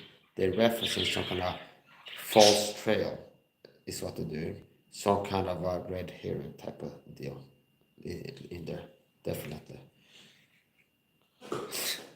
Won't be fooled again. Yeah, okay. I've been practicing dramatically, putting on and taking off my sunglasses. Yeah, see, I'm seeing much better now. So, yeah. So here's the point. Yeah. So yeah, okay. Of these type of things, many things you said hard to bear, seeing that you are double hearing, unfortunately, and your eyes you have closed. Okay. The ears are dull of hearing. Speak unto his people, seeing they shall not hear. Speaking they shall not hear, seeing they shall not perceive. Something like this. I can bang my head against the wall all day and make sense of this. And even like at 10,000 years, most people are not going to be able to get this. Because this is how it is. People don't care about this. A big part of people missing important truths in the system that they're not finding is that we don't care. That's simple. That is true. I'm certain of this. That is a fact. There's a lot of people are missing out on interesting and important truths that they can find. They just didn't care enough. Okay, they didn't care enough. Abraham Hoffman is saying about man occasionally stumbles upon a truth and manages to dust himself off and carry on his way. Something like that, walk past it, something like that. I think it was Abraham Hoffman. Anyways, the point. Obviously, part of finding truth in movies is realizing that there's known unknowns. I mean, there's things in this movie that I'm looking for that I don't know yet, or I wouldn't be looking for them. Okay, so that's ignosio. There was a guy that when they discovered the scopic acid extractor or something like this. I remember reading something about this. It's an anecdote. We don't have to get into that. That's the point. So, another instance of foreshadowing the 9/11 attacks is the Always movie, 1989, I think was released. Yet another instance of foreshadowing the 9/11 attacks. And they had the plot, the surface level plot, not the deep layer, dark saying type stuff, but the surface level plot. This is the plot, listen up. This is the plot. It's a firefighting movie, an airplane firefighting movie. They're fighting fires from the sky, blazing sails. They're fighting fires. Okay. Boop boop boop boop boop boop boop boop boop boop boop boop. Boop boop boop boop boop. Oh yeah, flygplan, oh yeah, flygplan. Luftens hjältar glömmer stan och våra flygplan. Boom, boom, boom. They had a Disney show about an airplane. That was a real deal back in the day. Okay, but that's the point. So, okay, I just did some real good shows they had back in the day, cartoons and stuff. So that's the point. They had another one that they used to have on Swedish program, which like they had with us, like a lot of Swedish news whatever networks. They'll be buying like 6-year-old cops episodes from America and then broadcast in the afternoon in Sweden. They buy like 6-year-old cops. Bad boys, watch that series, and then we play in the afternoon on Swedish TV. And one of them was a Australian airplane medic flying medevac service. It's like a doctor. Doctor can come by what's called in Swedish. Like the doctor will revive or can revive or so whatever he will do. But it was like airplanes flying to rescue people in the wilderness. Because and they most likely had like a snake on the logo of the airplane. This just came to me now real time. So yeah, okay, we're getting into it. So yeah, so it's like they're flying around there and they're looking for people to be rescued in the wilderness, and they want an ambulance airplane. They're gonna have like the caduceus on the side of it. So at first most of the other submarine was in some of them lift up his edition appears but last night. And they John 3:15 onward. Where's the point? So, yeah, okay, always the airplane firefighter movie, foreshadowing of 9/11 attacks in I discovered. First of all, it's fire, okay, in airplanes. Okay, okay, so it sounds like foolishness. The preacher of this truth is to them that are asleep in the matrix foolishness. Okay. I understand that. I sound nuts to a lot of people listening. That's the point. Now, the airplane firefighter movie, instance of foreshadowing, it's called Always. The plot is, it's some kind of service. They have airstrip or airfield. Is the question, which one it was. But they have either airstrip or airfield. Okay, and these people that are living on base there, they have like a firefighting service, like a mess hall type thing, and they have marriages there, and weddings, and they're eating there, they do all kinds of stuff. And what's the point? They live on base, and there's some fires, and they had to spoiler alert on everything. Okay, so they have to fight fires. One guy, spoiler alert, he dies. This guy, his mother, this guy died. Okay, and there's a ghost to help him to fight the airplane. Like the Holy Spirit helped me to discern the truth in this movie. So I'm less reading since the Bible finds the truth there. I think the God wanted to see in this movie. And the spirit of expert pilot was a separate flight the plane, guide the plane. So he has a co-pilot that's helping to be able to find the movie. So I think that that's a reference to people. They know that if there's somebody's going to be able to figure out this hidden plane with truth anytime soon, or a force and 9/11 that put in this movie, it is going to be somebody who's saying Christian with the Holy Spirit, open their eyes to truth and helping them to guide them into all truth and working with them as even the sinless devices. So they have less issue advantage than essentially. I think that could be a reference to that. Some of these compromises might be lost, but they might be worth some basic facts on Christian theology. So what is the point? They have airplane firefighter movie, and but there is one scene that is a major hit on the foreshadowing, the battleship game board. So the battleship, like the airfield scene, okay. Here's the scene, okay. There's an asphalt runway, and there's a fat guy and a slim build regular guy next to him, a fat, okay, heel on the hull one. There's like a thick and thin guy standing next to each other, holding cluster of balloons in this one. So you're seeing two men standing in the airfield. I think yes, it's from behind them, and they're standing holding balloons. One of them, two men there, and then there's an airplane coming in, and it appears to be a collision course. Like it's about to hit these two guys, so they jump out of the way. So two men standing there, American flag. Airplane comes. Looks like it's about to hit him. Two men. Takes them out of the way to jump out of the way. They are displaced. So you see. And there was whatever. And there was final place for them. So whatever. So they jumped out of the way. That's foreshadowing 9/11. 100% that's foreshadowing 9/11. See. Here's the or you want the horn slower. So, okay. Okay.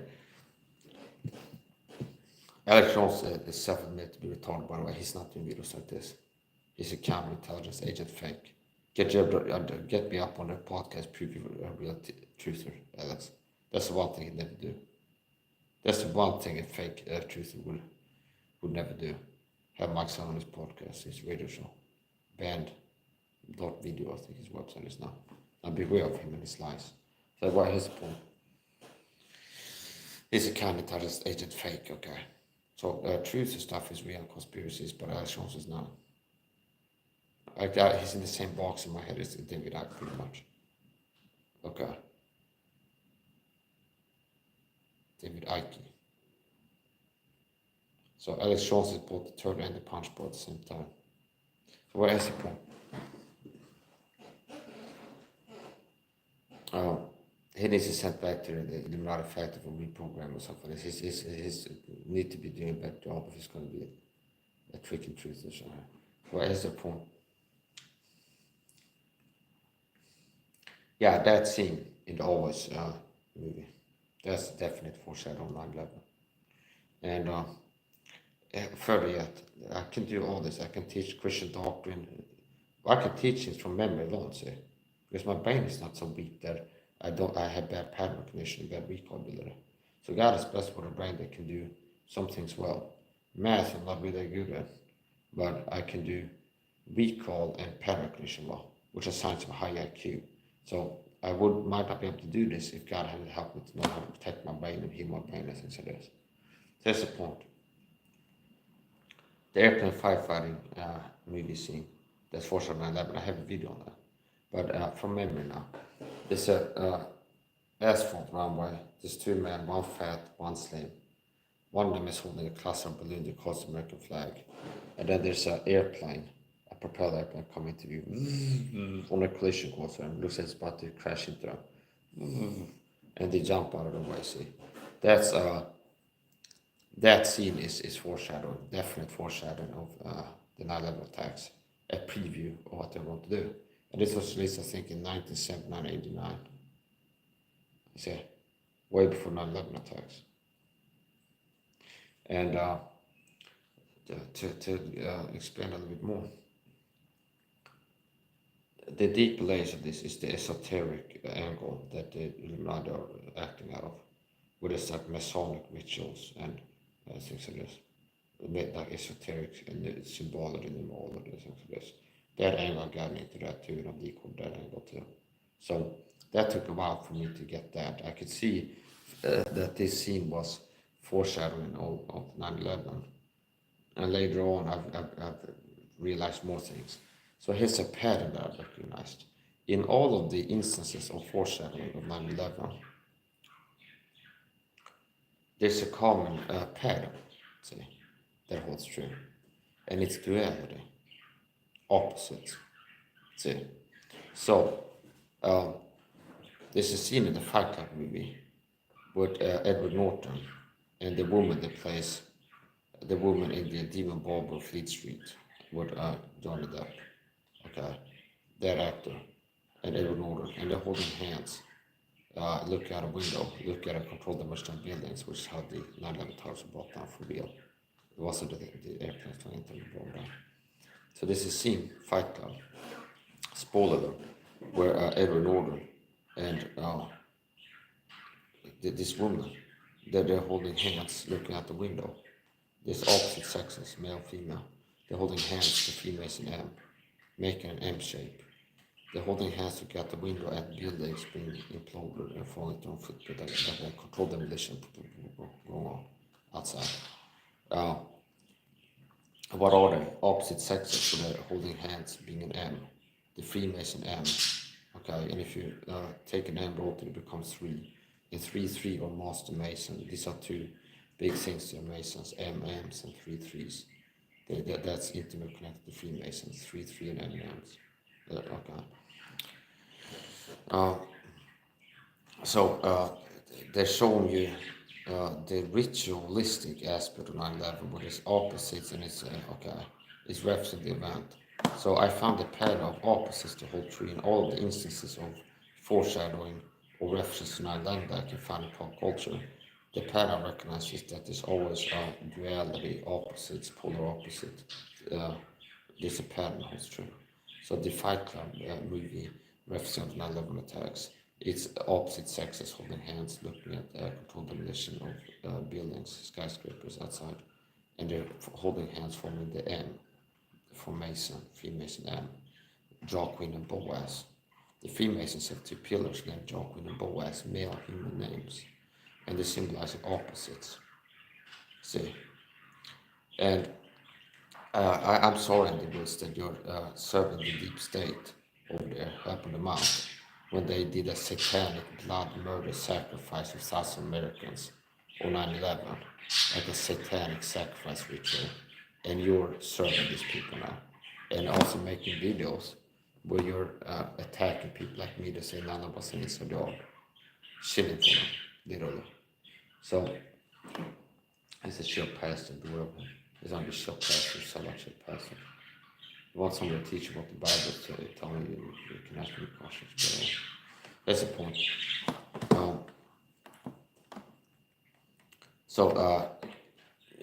Every instance of force and non-level attacks I discovered is that duality is the pattern that is true. Overarching pattern. So, like McDonald's was this overarching pattern. And every time they're using something to symbolize the two towers, it's going to be opposites. See? Because the two towers actual event now, to me, that. The actual event was what? North-south towers. They did not have planned more than 10 years in advance. They're going to bring down the south and north tower, vertices north and south. On 9/11, okay, on the 9/11 attacks. If they pick the date to this advance up, they had planned the event itself more than 10 years in advance. So that's the point. And what are north and south? They're opposites, they're polar opposites, they're opposite directions. They're opposite north and south, they're polar opposites, they're diametrically opposed. North and south, 12 and 6, north and south, 6, 12, 6, okay, north and south. It's not east and south, it's north and south. So it's polar opposites. The north and south tower, which are brought down on 9/11, they're north and south towers. So there's opposite directions.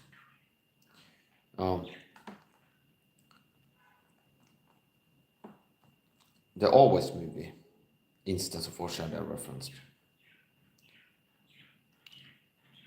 The airstrip scene. It's a thick and thin man representing towers, which are opposite build, fat and thin, slim and fat, so opposites in that. Die Hard. There's a scene where Bruce Willis and Samuel L. Jackson, I think his name is, are chained to a steel girder sit on top of a pile of explosives in New York. And they had to crack. They had to figure out how to get out of here. There's a timer, because this is going to blow up. There's a timer. So that's the plot of the movie. And what are they? Opposite skin colors, black and white. So the movie Fight Club, opposite sexes, male, female, looking out the window, controlled demolition buildings, reference to 9/11. What the Mason and the reference Jacqueline Boaz, two pillars, Freemason, duality, black, white, up, down, left, south, left, right. Die Hard, black and white man, opposite skin colors, always opposite border types, thick and thin. See? And a deeper level is this from application and making of himself of twain one new man. That the purpose according to election should stand. It's not the words comes to mind. So, and make of himself of twain one new man. So they brought down the two towers and erected the third tower out of ashes like a phoenix rising out of flames. And they call it one World Trade Center, I think they call it the tower. And that was a major milestone that they erected, or like the New World Order, one world government agenda, working towards a one world leader, antichrist, one world government, mark of the beast, everything else that is down the pipe.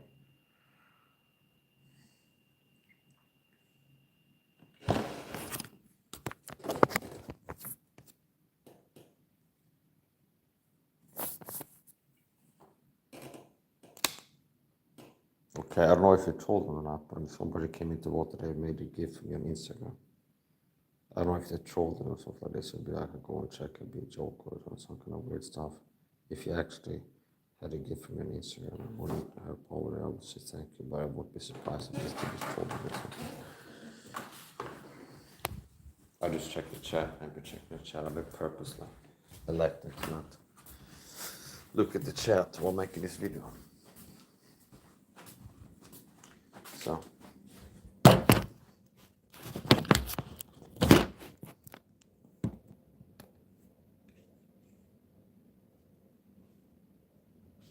I'm gonna finish up. I might go live again later. See what I get up to. I might.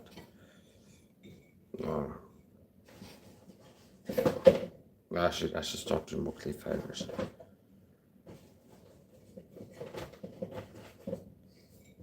We'll see what I get up to my next live stream. Rather than predicting. Well, I might do this one. Well, you'll figure out. I have to watch my future live stream. Know what I'm doing my next live stream.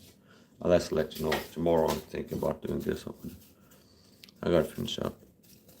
Oh, after I had a comment that Mark made a gift for Instagram. So either it could be that it's a late birthday gift because I had a birthday not long ago, and it actually did something to be kind to me and wish him happy birthday belated. Or it could be internet guy trolling me, and it's gonna be something that I suppose like really like walk me to my core, get me all triggered and crashing out and super angry or something like that. So some kind of troll angle, I won't be surprised. I'd take a look at it, see if there's something there and what it is. And at the moment of my choosing, we're getting close to 4 hours, and it'll be good to round this off around an even hour. 4 hours, see. So we're getting close to 4 hours, 3, 59, 18, 19, 20, 21, 22, 23. And I round it off after 4 hours.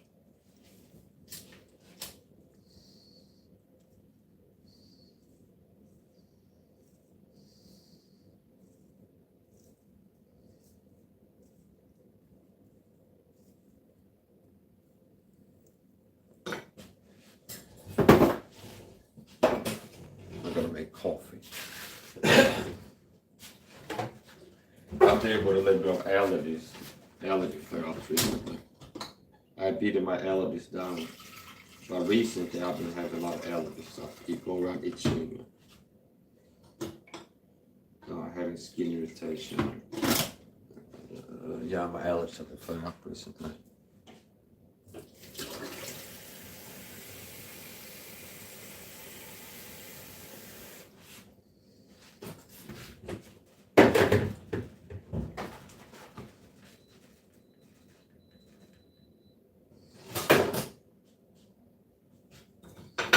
I gotta finish up the 7th live stream.